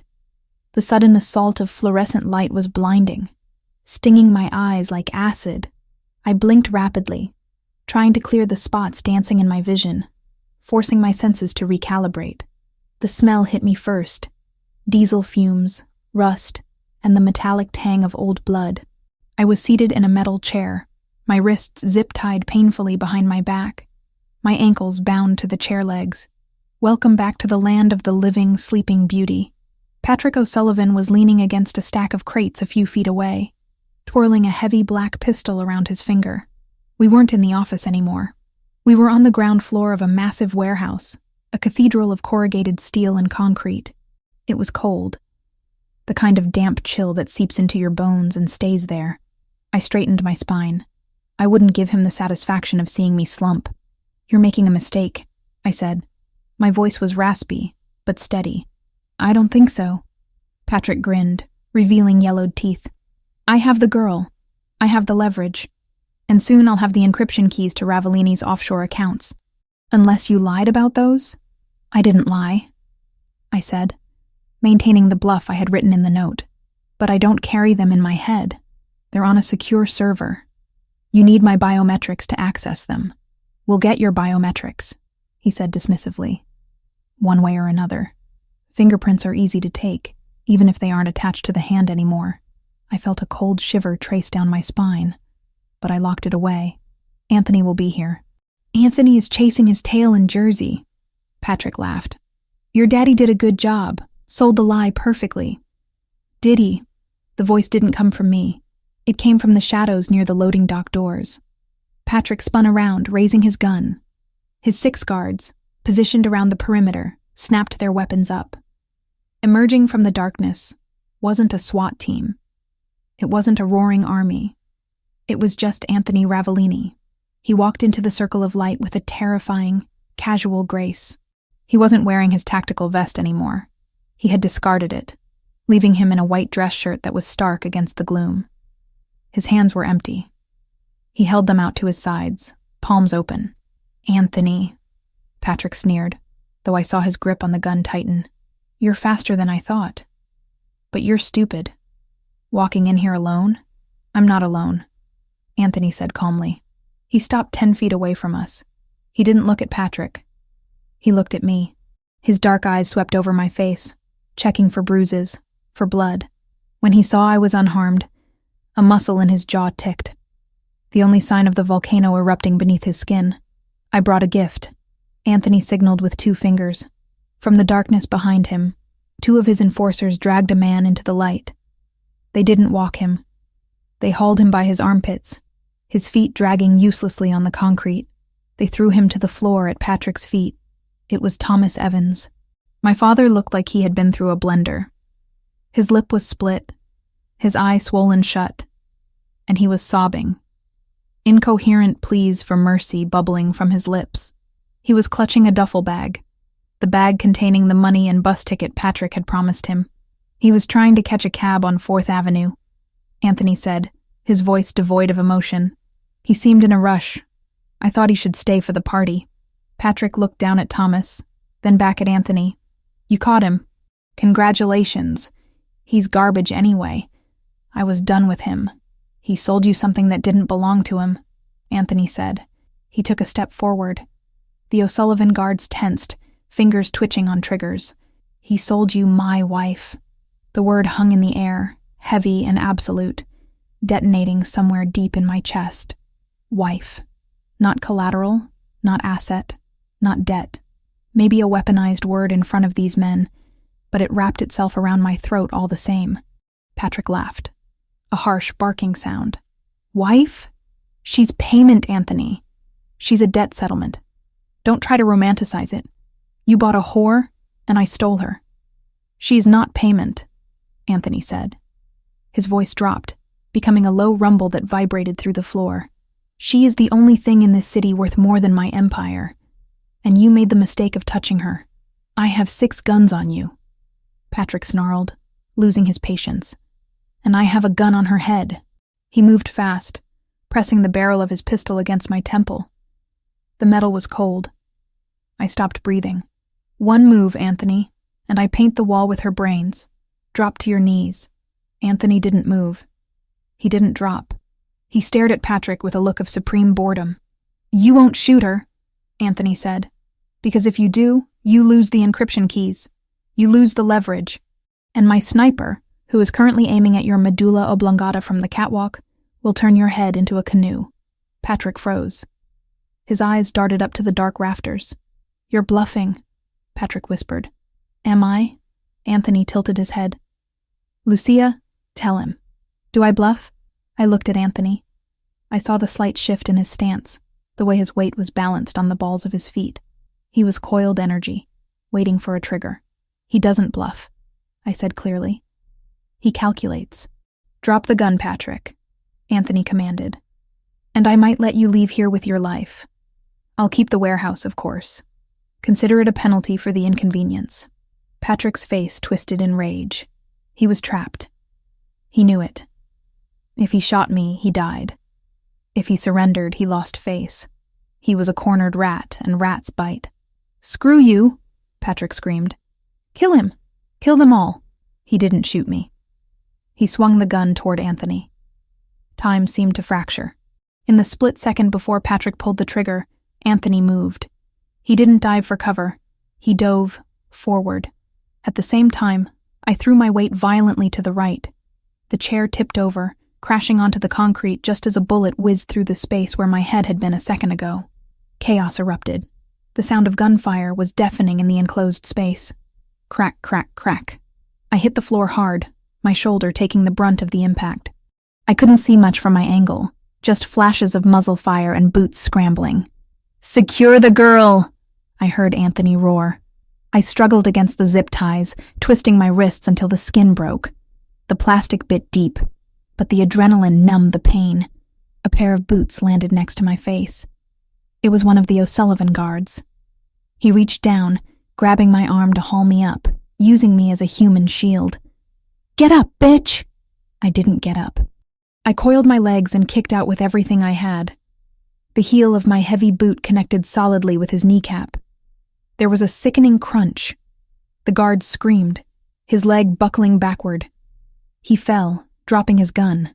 The gun slid across the concrete, stopping inches from my face. I couldn't use my hands, but I wasn't helpless. I rolled onto my back, maneuvering my bound hands under my hips, then my legs, pulling my body through the circle of my arms like a contortionist, until my hands were in front of me. It dislocated my thumb, a sharp, blinding pop of pain. But my hands were forward. I grabbed the gun. The guard was trying to stand on his broken leg, reaching for his knife. I didn't hesitate. I pointed the gun and squeezed the trigger. The recoil jarred my injured thumb, but the guard dropped, a hole in his shoulder. I scrambled to my knees, scanning the room. Anthony was a blur of violence. He had disarmed Patrick and was engaged in hand-to-hand combat with 2 other guards. He moved with a brutal efficiency, using their own momentum against them. He broke an arm, shattered a jaw, and used one man as a shield against the other.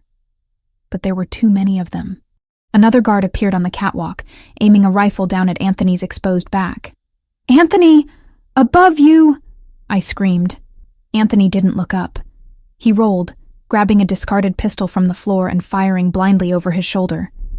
The guard on the catwalk tumbled over the railing, crashing into a stack of pallets. But in the distraction, Patrick had recovered his weapon. He was on the ground, blood streaming from his nose, aiming at me. "You die first," Patrick yelled. I tried to bring my gun up, but my dislocated thumb made my grip weak. I wasn't going to be fast enough.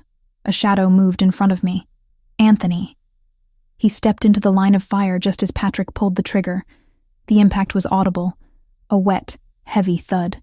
Anthony jerked back, his body shielding mine completely. "No!" I screamed. Anthony didn't fall. He didn't even stumble. He raised his own gun, his face a mask of cold fury, and fired once. Patrick O'Sullivan's head snapped back. He collapsed instantly, the threat extinguished. Silence slammed back into the room, ringing in my ears louder than the gunshots. Anthony stood there for a second, swaying slightly. A dark stain was spreading rapidly across the white shirt, just below his left shoulder. "Anthony!" I gasped, scrambling to my feet. I dropped the gun and reached for him. He turned to me. His face was pale, beads of sweat standing out on his forehead. But his eyes were clear. He looked at me, scanning for injuries again. "Are you hurt?" he asked. His voice was rough, strained. "Am I hurt?" I choked out a hysterical laugh. "You've been shot. Through and through." He dismissed, though he flinched when he moved his arm. "Missed the bone. I've had worse shaving." He looked around the room. The O'Sullivan guards were either dead or incapacitated. His own men were securing the perimeter, moving with professional silence. Then, Anthony's gaze landed on the far corner. Thomas Evans was huddled behind a crate, clutching his bag of money, shaking like a leaf. He had watched the whole thing, cowering while his daughter fought for her life. Anthony walked over to him. He moved slower now, the adrenaline fading, pain setting in. I followed him, my hands still bound in front of me with the zip ties. Thomas looked up. "Mr. Ravellini, I didn't know they would..." Anthony kicked the bag of money out of Thomas's hands. It slid across the floor, spilling bundles of cash into a puddle of oil. "Get up," Anthony ordered. Thomas scrambled to his feet, pressing his back against the wall. "Please, I helped you. I led you here." "You led her here," Anthony corrected. He grabbed Thomas by the collar of his cheap jacket and slammed him against the corrugated steel wall. The sound boomed through the warehouse. "You used her loyalty against her. You traded her life for a bus ticket." "I'm her father," Thomas wailed. "You are a donor," Anthony spat. "A biological accident." Anthony pulled a knife from his belt. Thomas shrieked, closing his eyes, but Anthony didn't stab him. He reached out and slashed the zip ties on my wrists. My hands fell free, throbbing. "Lucia," Anthony said, not looking away from my father. "This is your debt to clear. Tell me what to do." I looked at Thomas. I looked at the man who had raised me, who had gambled away my childhood, and who had finally tried to sell my future. I looked at the fear in his eyes. It wasn't fear of losing me. It was fear of pain. I felt nothing. The anger had burned out, leaving only cold ash. "Don't kill him," I said quietly. Thomas let out a sob of relief. "Oh, thank God. Thank you, Lucia. I knew you loved me. I knew... I'm not doing it for you." I cut him off. I stepped closer, cradling my injured hand. "I'm doing it for him." I nodded at Anthony. "I don't want your blood on his conscience. You aren't worth the stain on his soul." I looked at Anthony. "Exile him." Anthony nodded slowly. "Where?" "Nowhere nice," I said. "Alaska. Or maybe a rig in the North Sea. Somewhere cold, somewhere hard, somewhere without a casino." Anthony leaned in close to Thomas. "You heard her. You have 1 hour to leave the state. My men will escort you to the airport. You get a one-way ticket to Nome. If you ever set foot in New York again, if you ever call her, if you ever speak her name." Anthony pressed the knife blade against Thomas's cheek, drawing a single drop of blood. "I will peel you apart slowly." He let go. Thomas slid down the wall, weeping. He didn't look at me. He looked at the spilled money on the floor, mourning the loss of his payout. "Get him out of my sight," Anthony ordered his men. 2 guards grabbed Thomas and dragged him away. He didn't fight. He just hung limp, a broken man who had finally run out of luck. I watched him go. I didn't feel sad. I felt lighter. The anchor was finally cut. Lucia. I turned. Anthony was leaning heavily against a crate now, his hand pressed over the wound on his shoulder. Blood was seeping between his fingers, dark and alarming. "We need to get you to a doctor," I said, panic rising again. "The car," he grunted. "Medical kit. In the back." I grabbed his good arm, wrapping it around my shoulders to support him. He was heavy, dead weight, but I found strength I didn't know I had. We walked out of the warehouse, leaving the carnage behind us. The night air outside was crisp and clean. The rain had stopped. The black SUV was waiting, engine idling. I helped him into the back seat and climbed in after him. "Drive!" I yelled at the driver. "Fast!" The car peeled out of the lot. I immediately went for the medical kit under the seat. I popped the latches and pulled out gauze and pressure bandages. "This is going to hurt," I warned him, my hands shaking as I cut open his shirt. The wound was ugly, a ragged hole in the muscle, but the bleeding was steady, not spurting. No artery. "Do it," Anthony gritted out through clenched teeth. I pressed the gauze pad onto the wound. He groaned, his head falling back against the leather seat, his eyes squeezing shut. I applied pressure, leaning my weight onto his shoulder. "I'm sorry," I whispered, tears finally stinging my eyes. "I'm so sorry. I shouldn't have come." I walked right into it. Anthony opened his eyes. They were hazy with pain, but they locked onto mine with that familiar intensity. He reached up with his bloody hand and cupped the back of my neck, pulling me down until our foreheads touched. "You came," he rasped. "You came for me. I thought you were in trouble." "You were wrong," he said. A ghost of a smile touched his lips. "But you were brave. Stupid. Reckless. But brave." "I kicked a guy," I sniffled, a laugh bubbling up through the tears.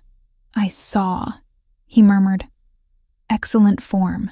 He shifted his grip, his fingers tangling in my hair. The smell of copper and gunpowder filled the small space between us. "You took a bullet for me," I said. "I told you," he whispered, his gaze dropping to my mouth. "I protect what is mine." "Is that what I am?" I asked. "Yours, Lucia," he breathed. "You have been mine since the moment you looked me in the eye in that living room and didn't blink. I just needed you to realize it." He didn't wait for an answer. He pulled my head down and crushed his lips against mine. It wasn't a gentle kiss. It was desperate. It tasted of blood and fear and survival. It was the kiss of two people who had looked death in the face and spat in its eye.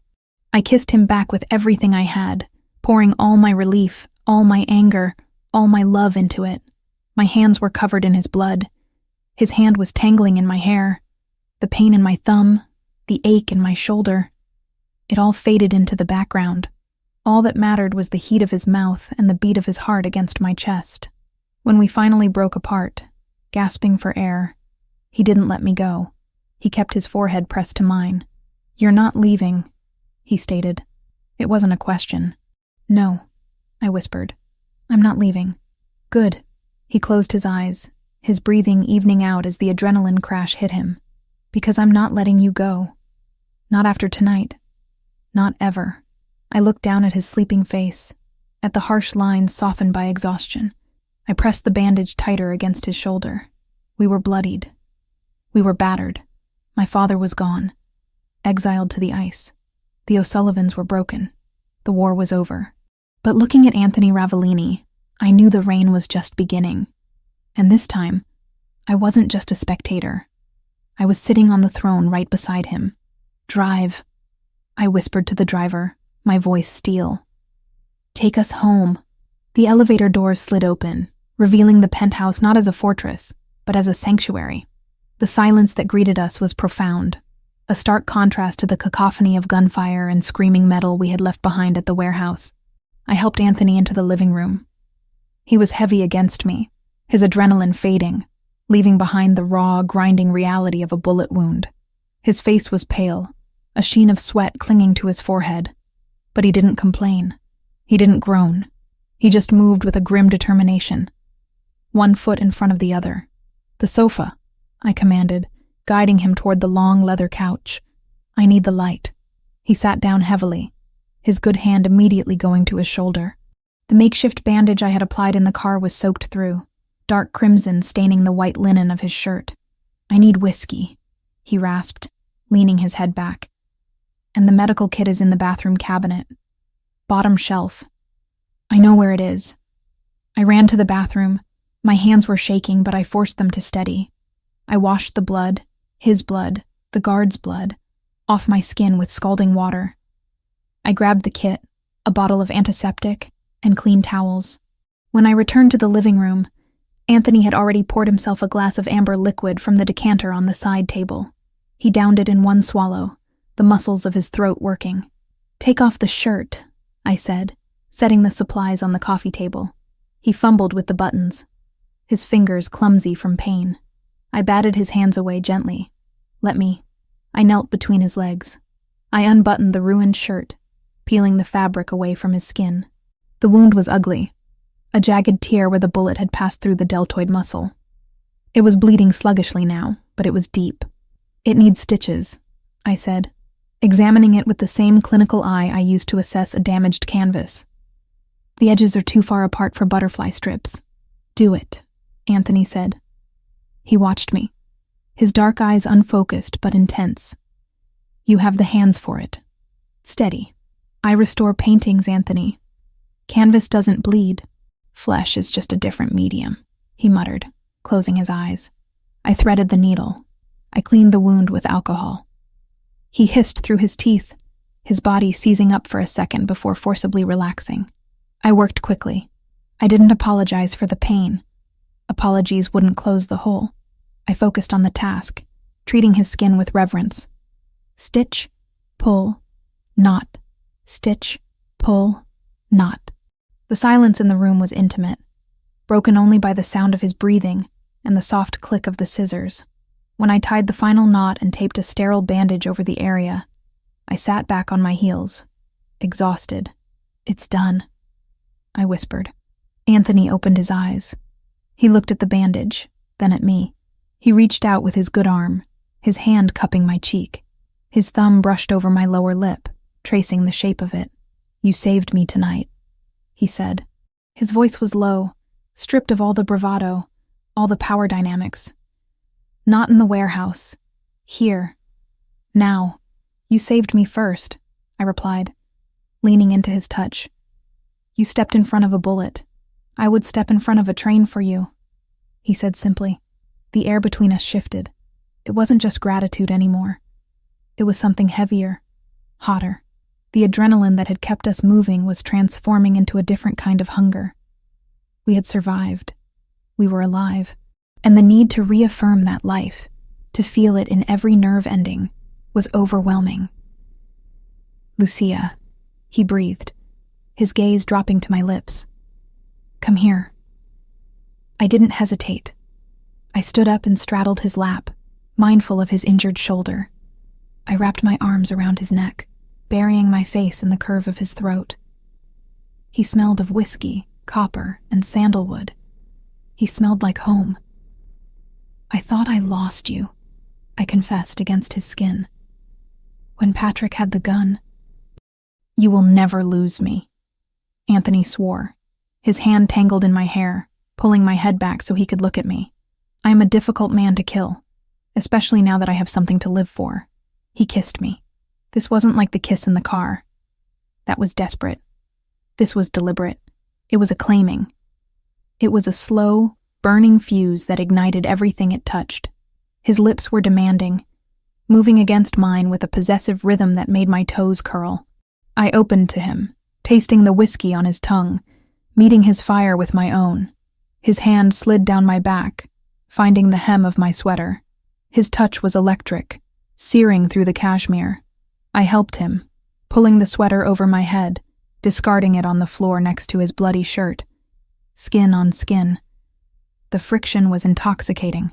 I traced the muscles of his chest, avoiding the bandage, feeling the heavy thud of his heart beneath my palm. It was beating for me. "The contract," he murmured, breaking the kiss to look into my eyes. It's void. I know, I whispered. I'm not here because of a debt. Say it, he commanded. Tell me why you are here. Because I want you, I said, my voice trembling with the truth of it. Because I choose this. I choose you. He groaned, a sound torn from his chest, and pulled me closer. There were no more words. There was only the heat of the penthouse, the city lights watching from a distance, and the two of us, finally breaking down the last walls between us. It wasn't a transaction. It wasn't payment. It was a collision of two souls who had been forged in the fire and found they were made of the same steel. We moved together with a desperate, beautiful rhythm, erasing the violence of the night with the tenderness of the morning. I fell asleep in his arms, his good arm draped over me like a shield, the steady rise and fall of his chest, the only lullaby I needed. The morning sun didn't feel intrusive. It felt victorious. I woke up alone in the bed. For a moment, panic flared. Old habits die hard. But then I saw the note on the pillow. Meeting with the capos. 9 a.m., wear armor. I smiled. He hadn't left me behind. He was inviting me to the war room. I got up, my body aching in a pleasant, lingering way. I showered, scrubbing away the last remnants of the warehouse. I stood before the wardrobe, looking at the rows of clothes Anthony had bought for me. Wear armor. I pushed aside the dresses. Today wasn't a day for silk and flow. Today was a day for structure. I chose a pair of high-waisted black trousers, tailored to perfection. I paired them with a crisp white silk button-down shirt, tucking it in sharply. I added a black blazer with sharp shoulders, power dressing at its finest. No jewelry except the diamond earrings. Hair pulled back in a severe, sleek ponytail. I looked in the mirror. I didn't look like a mistress. I looked like a CEO. I looked like a Ravellini. I walked out of the room and headed toward the office. I could hear voices drifting down the hallway. Low, rumbling, masculine voices. Tension hung in the air like cigar smoke. The double doors to the office were closed. 2 guards stood outside.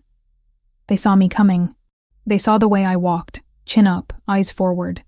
They didn't ask for ID. They stepped aside and opened the doors. I walked in. The room went silent. Around the long mahogany table sat the inner circle of the Ravellini crime family. 8 men. Hard men. Men with scars and expensive suits and outdated ideas about women. Anthony sat at the head of the table. His left arm was in a sling, hidden beneath his suit jacket, draped over his shoulder. He looked pale, but his eyes were alert, dangerous. He didn't look surprised to see me. He looked proud. "Gentlemen?" Anthony said, his voice cutting through the silence. "You all know Lucia. We know who she is. One of the capos, a man named Russo, no relation to the other family, grunted. He didn't look at me. He looked at Anthony. We heard what happened last night. We heard you took a bullet. For a girl. The disrespect was subtle, but it was there. The implication was clear. You are weak. You let a woman compromise you. I took a bullet eliminating the head of the O'Sullivan family." Anthony corrected coldly. "Patrick is dead. The O'Sullivan leadership is decapitated. Lucia moved because she believed there was a sniper waiting to put a hole in my skull the second I stepped out of the car. She acted to keep the man who runs this family alive. That sounds like a victory to me, Russo." "It's a mess," another capo argued. "The streets are going to be chaos. The O'Sullivan fronts, their money, it's all going to go underground. We missed the chance to seize their assets because we were too busy playing hero. This was my cue. I didn't ask for permission to speak. I walked to the head of the table, standing to Anthony's right. I placed a folder I had compiled from my mental notes onto the mahogany surface. "You're wrong," I said. Every head snapped toward me. The audacity of a woman speaking in this room was unheard of. "Excuse me?" Russo scoffed. "Anthony, get your pet under control." Anthony didn't move. He leaned back in his chair, gesturing to me. "The floor is yours, Lucia." I turned my gaze on Russo. I didn't flinch. I looked him dead in the eye, using the same cold calculation I used to spot a fake signature. "You think the O'Sullivan money is gone because you're looking for cash," I said, my voice steady and projecting to the back of the room. "You're looking for duffel bags and safes. But the O'Sullivans didn't keep their wealth in cash. They kept it in assets. Shell companies. Art. Real estate. I opened the folder. It was empty of paper. But I didn't need notes. I had a photographic memory for value. Last night, I continued, pacing slowly down the length of the table. While I was in their warehouse, I saw their shipping manifests. I saw their inventory.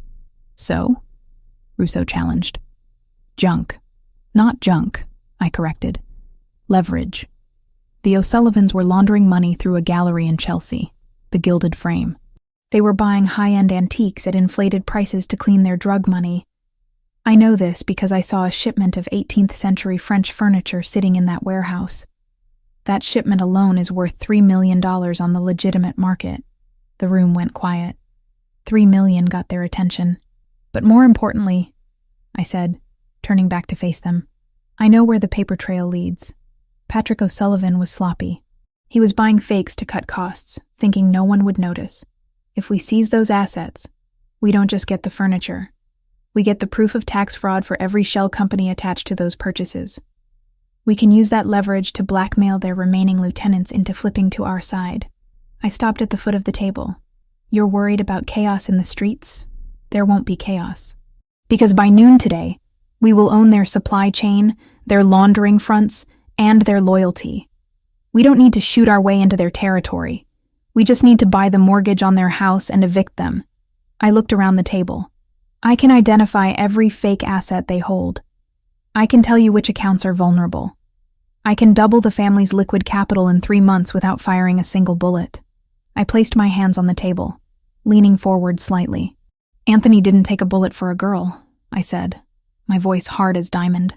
He took a bullet to secure the greatest asset this family has ever acquired. Me. Silence stretched for 10 seconds. It was heavy, thick with calculation. Russo looked at me.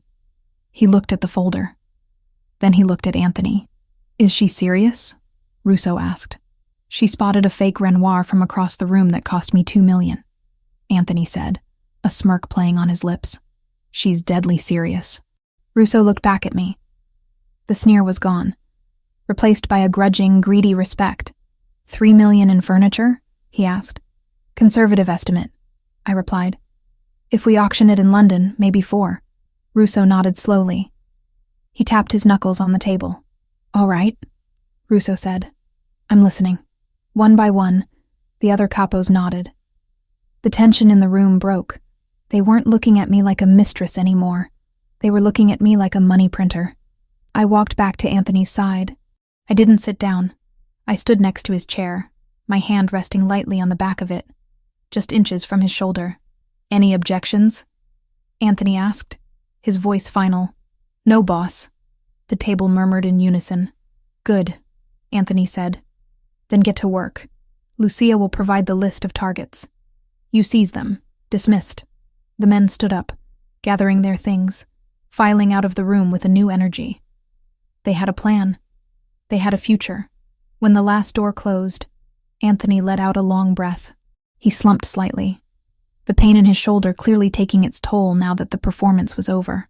I turned to him immediately, crouching down by his chair. You should be resting, I scolded gently.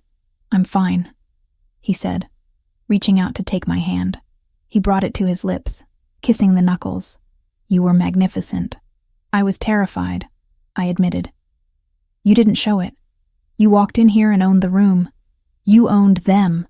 I just spoke their language, I said. Greed, Anthony chuckled, then winced. Greed is useful, but loyalty is rare. He looked at me, his dark eyes searching mine. They accepted you, he said. Do you realize what that means? You aren't just on the periphery anymore. You are in the center. There is no going back to a normal life after this. You are a Ravellini now, in blood and in business. I know, I said. I thought about the antique shop, about the quiet life of poverty I had left behind. It felt like a dream from another lifetime. I looked at the man in front of me, wounded, dangerous, and looking at me with a love that terrified me in its intensity. I don't want a normal life, Anthony. I want this. I want us. Good, he whispered. because I intend to keep you for a very long time." He pulled me up, guiding me to sit on his lap, careful of his sling. I rested my head on his good shoulder, looking out the massive glass window at the city below. The O'Sullivans were gone. My father was exiled. The Capos were in line.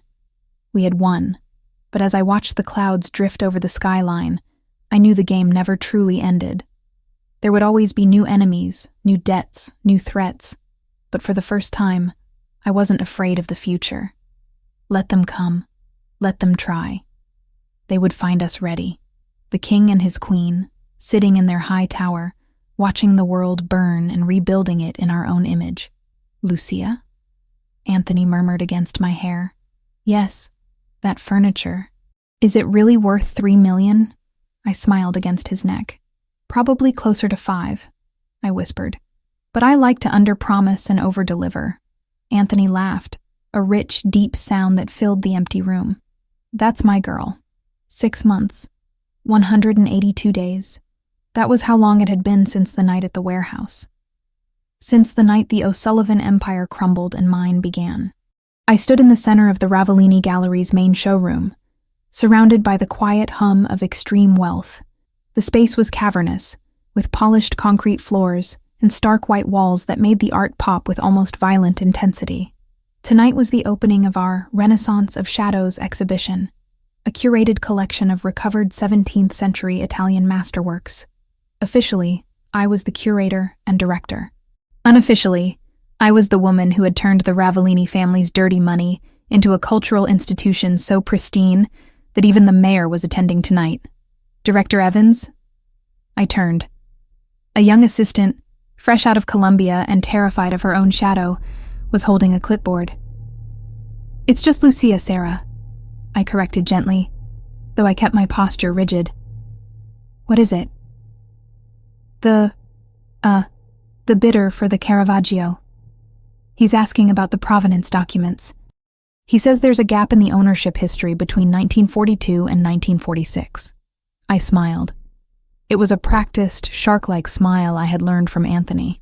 "Tell Mr. Henderson that the gap exists because the painting was hidden in a monastery in Tuscany to protect it from the fascists." I lied smoothly. "And tell him if he asks again, the price goes up another 10% for historical research fees." Sarah's eyes widened. "Can we do that?" "We can do whatever we want, Sarah. We own the painting. We own the building. We practically own the block." She nodded frantically and scurried away. I took a sip of my sparkling water. The imposter syndrome that used to plague me, the voice that whispered, "You are just a fraud, you are just a girl with a debt," was silent. It had been silenced by 6 months of hard wins. I hadn't just decorated Anthony's life. I had optimized it. The O'Sullivan assets we seized were now legitimate revenue streams. The furniture I had identified in the warehouse sold for $4.2 million in London. The shell companies were dismantled and restructured. I wasn't just safe. I was essential. "You look dangerous when you're thinking about money." The voice came from behind me, low and intimate, sending a familiar shiver down my spine. I didn't turn immediately. I let the presence of him wash over me. Anthony Ravellini, my partner, my lover, the man who had reshaped my reality. "I'm always thinking about money," I said, turning slowly. "It's part of the job description." Anthony was standing there, looking devastating in a tuxedo that fit his broad shoulders like a second skin. His arm, fully healed now, though a jagged scar remained as a souvenir of our war, was resting casually in his pocket. His dark eyes were fixed on me with a look that made the crowded room disappear. "You outdid yourself," he said, gesturing to the gallery. "The mayor is currently telling the police commissioner that you are a visionary." "The mayor is drunk on the Prosecco," I replied dryly, "and the commissioner knows exactly who runs this city, regardless of what art is on the walls." Anthony stepped closer, invading my personal space in that way he did, claiming me without touching me. "They fear you, Lucia. I saw the way Henderson looked at you. He was terrified to negotiate." "Good," I said. "Fear pays better than respect. Is that something I taught you?" "I'm a quick study." He chuckled, a rich sound that vibrated in his chest. He reached out, his fingers brushing the fabric of my dress. Tonight, I wore silver, a metallic, fluid silk that looked like poured mercury. It was cold, sharp, and undeniable. "Have you heard from the north?" I asked quietly, the code we used for my father. Anthony's expression hardened instantly. The playfulness vanished. "The report came in this morning," he said. "He's in Nome. He's working on a crab boat. It's brutal work, cold, dangerous. Is he gambling? There are no casinos on a fishing trawler, Lucia, and the local bars know that if he places a bet, his kneecaps belong to me. He is miserable, he is cold, but he is alive." I nodded, feeling a strange sense of closure. I didn't wish him death. I just wished him irrelevance. And in the frozen dark of Alaska, Thomas Evans was finally irrelevant. "Does it bother you?" Anthony asked, watching my face closely. "No," I said honestly. "It feels like a story I read a long time ago. He's a ghost. Good, because I don't want ghosts at our celebration." He checked his watch, the same Patek Philippe from the night he bought me. "Wrap it up," he ordered softly. "We're leaving." "The auction hasn't even started," I protested. "I have to close the Caravaggio. Sarah can close the Caravaggio. If she messes it up, we fire her." "But I need you." "Need me for what?" "For a private meeting," he said. "Penthouse." 20 minutes. He didn't wait for an argument. He turned and walked away, the crowd parting for him like the Red Sea. I watched him go, feeling that familiar pull in my chest. After 6 months, the intensity hadn't faded. If anything, it had crystallized into something harder, brighter. I found Sarah, gave her a terrifying pep talk about the Caravaggio, and followed him out. The ride to the penthouse was silent, but it wasn't the heavy silence of our first car ride together. It was a comfortable silence, filled with the warmth of his hand resting on my knee and the hum of the city we now ruled together. When we arrived, the apartment was dim, lit only by the city lights spilling through the floor-to-ceiling windows. The view was spectacular, a grid of gold and white stretching out to the horizon. Anthony walked to the bar and poured 2 glasses of red wine, a 96 Barolo, real this time. He handed me a glass and walked to the window, staring out at his kingdom. "Do you remember the night you arrived?" he asked, his back to me. "Vividly," I said, walking over to join him. "I remember the contract, the rules, the lock on my door, the lock you never used," he noted. "I didn't need to." He turned to face me. He took a sip of wine, his eyes serious. 5 years, he said. "That was the deal. 5 years of service in exchange for your father's debt." "I remember. We are 6 months in," he said. "You have paid that debt 10 times over, Lucia." The O'Sullivan acquisition alone covered the $400,000. The gallery profits cover the interest. Technically, legally, the ledger is balanced. My heart skipped a beat. A cold feeling washed over me. Was this a breakup? Was he firing me? "Are you saying my time is up?" I asked carefully. "Are you evicting me?" Anthony reached into the inside pocket of his tuxedo jacket. He pulled out a folded piece of paper. It was heavy, cream-colored stationery. I recognized the letterhead. It was the contract. The original document he had made me sign in the car that first night. He held it up. "Article 4, Section 2, he recited from memory. "Upon satisfaction of the debt, the collateral, Lucia Evans, shall be released from all obligations and provided with a severance package sufficient for relocation." He looked at me. "You are free, Lucia." I stared at the paper. 6 months ago, that paper had been a chain. Now, looking at it, I felt a surge of panic. Freedom? Freedom meant leaving. Freedom meant a life without the adrenaline, without the power, without him. "I don't want a severance package," I said, my voice tight. "It's substantial," Anthony continued, ignoring me. $5 million, a clean identity, an apartment in Paris or London or Rome. You could appraise art for the Louvre. You could live a life where no one carries a gun and no one bleeds on your carpet. He held the paper over the flame of a candle burning on the side table. "Anthony, don't!" I stepped forward. The corner of the paper caught fire. The orange flame curled the edge, turning the legal jargon into ash. "It's done," he said. He dropped the burning contract into a metal ashtray. We watched it burn. The words, collateral and owner, disappeared in smoke. "The debt is paid," Anthony said, his voice rough. "Your father is gone. The contract is ash. You are not a prisoner. You are not an employee. You are standing in this room because you walked in, but you can walk out." He stepped closer, his body heat radiating toward me. "So I am asking you, Lucia. Not telling you. Asking you." He looked vulnerable. For the first time since I had known him, the Mafia Boss looked terrified. "Go to Paris," he whispered. "Be safe. Be normal. Find a man who doesn't have a target on his back." I looked at the ash in the tray. Then I looked at him. I set my wineglass down on the table with a sharp clink. "You're an idiot," I said. Anthony blinked, startled. "Excuse me?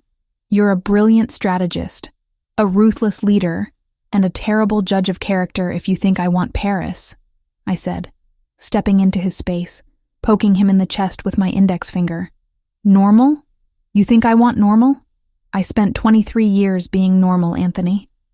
I was poor, I was scared, and I was invisible. Normal is just a nice word for powerless." I grabbed the lapels of his tuxedo jacket. "I don't want safe.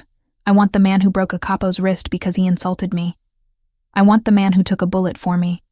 I want the man who lets me run a multi-million-dollar empire because he knows I'm smarter than his entire board of directors." "Lucia." "Shut up. I'm negotiating." I looked around the room. I grabbed a cocktail napkin from the bar. I pulled a pen from his inside pocket. I slammed the napkin onto the marble counter and wrote quickly. My handwriting was jagged, furious. Clause 1, partnership. Clause 2, exclusivity, business in bed. Clause 3, till death do us part. I turned around and slapped the napkin onto his chest. "Here," I said. "New terms." Anthony took the napkin. He read it. A slow, incredulous smile spread across his face, chasing away the shadow of fear. "Clause 3 is legally binding in most states," he murmured. "It usually requires a license." "We own the mayor," I reminded him. "We can get a license at 3 a.m. if we want." He looked up at me. The love in his eyes was so fierce it almost knocked the wind out of me. "You really want this?" he asked. "This isn't a fairy tale, Lucia. It's blood and threats and looking over your shoulder for the rest of your life." "I know," I said. "But I also know that when I look over my shoulder, you'll be there. And when you look over yours, I'll be there." I took his hand, the one with the watch, the one that had guided me out of poverty and into power. "I'm not the girl in the corner anymore, Anthony. I'm the woman standing next to you. Deal with it." Anthony laughed. He tossed the napkin onto the table and pulled me into his arms, lifting me off the ground. "Deal," he growled. He kissed me. It was a kiss of relief, of promise, of absolute finality. It sealed the new contract better than any notary could. "So," he said, setting me down but keeping his arms locked around my waist. "No Paris? Maybe for a weekend," I conceded. "We can go buy some more fake art." "I love you," he said. The words were simple, stark, and heavy. "I love you," I replied. "Now, are you going to keep talking, or are you going to show me why I signed that exclusivity clause?" Anthony's grin turned predatory. "Bedroom. Now." "Yes, boss." We walked toward the hallway, hand in hand. I glanced back one last time at the window. The city was still there, glowing and dangerous. Somewhere out there, new enemies were probably plotting. Somewhere, the ghost of my father was freezing. Somewhere the world was spinning on its axis of cruelty and chaos. But inside these walls, in the fortress we had built, there was order. There was loyalty. My father had cried that he had no money. He had pointed at me and said I would serve as payment. He was right, in a way. I was the payment. I was the price Anthony Ravellini paid to find his soul. And he was the reward I earned for surviving. The debt was settled. The books were closed. And as Anthony kicked the bedroom door shut behind us, locking the world out, I knew that for the first time in my life, I wasn't just surviving. I was winning, and the game was just getting started.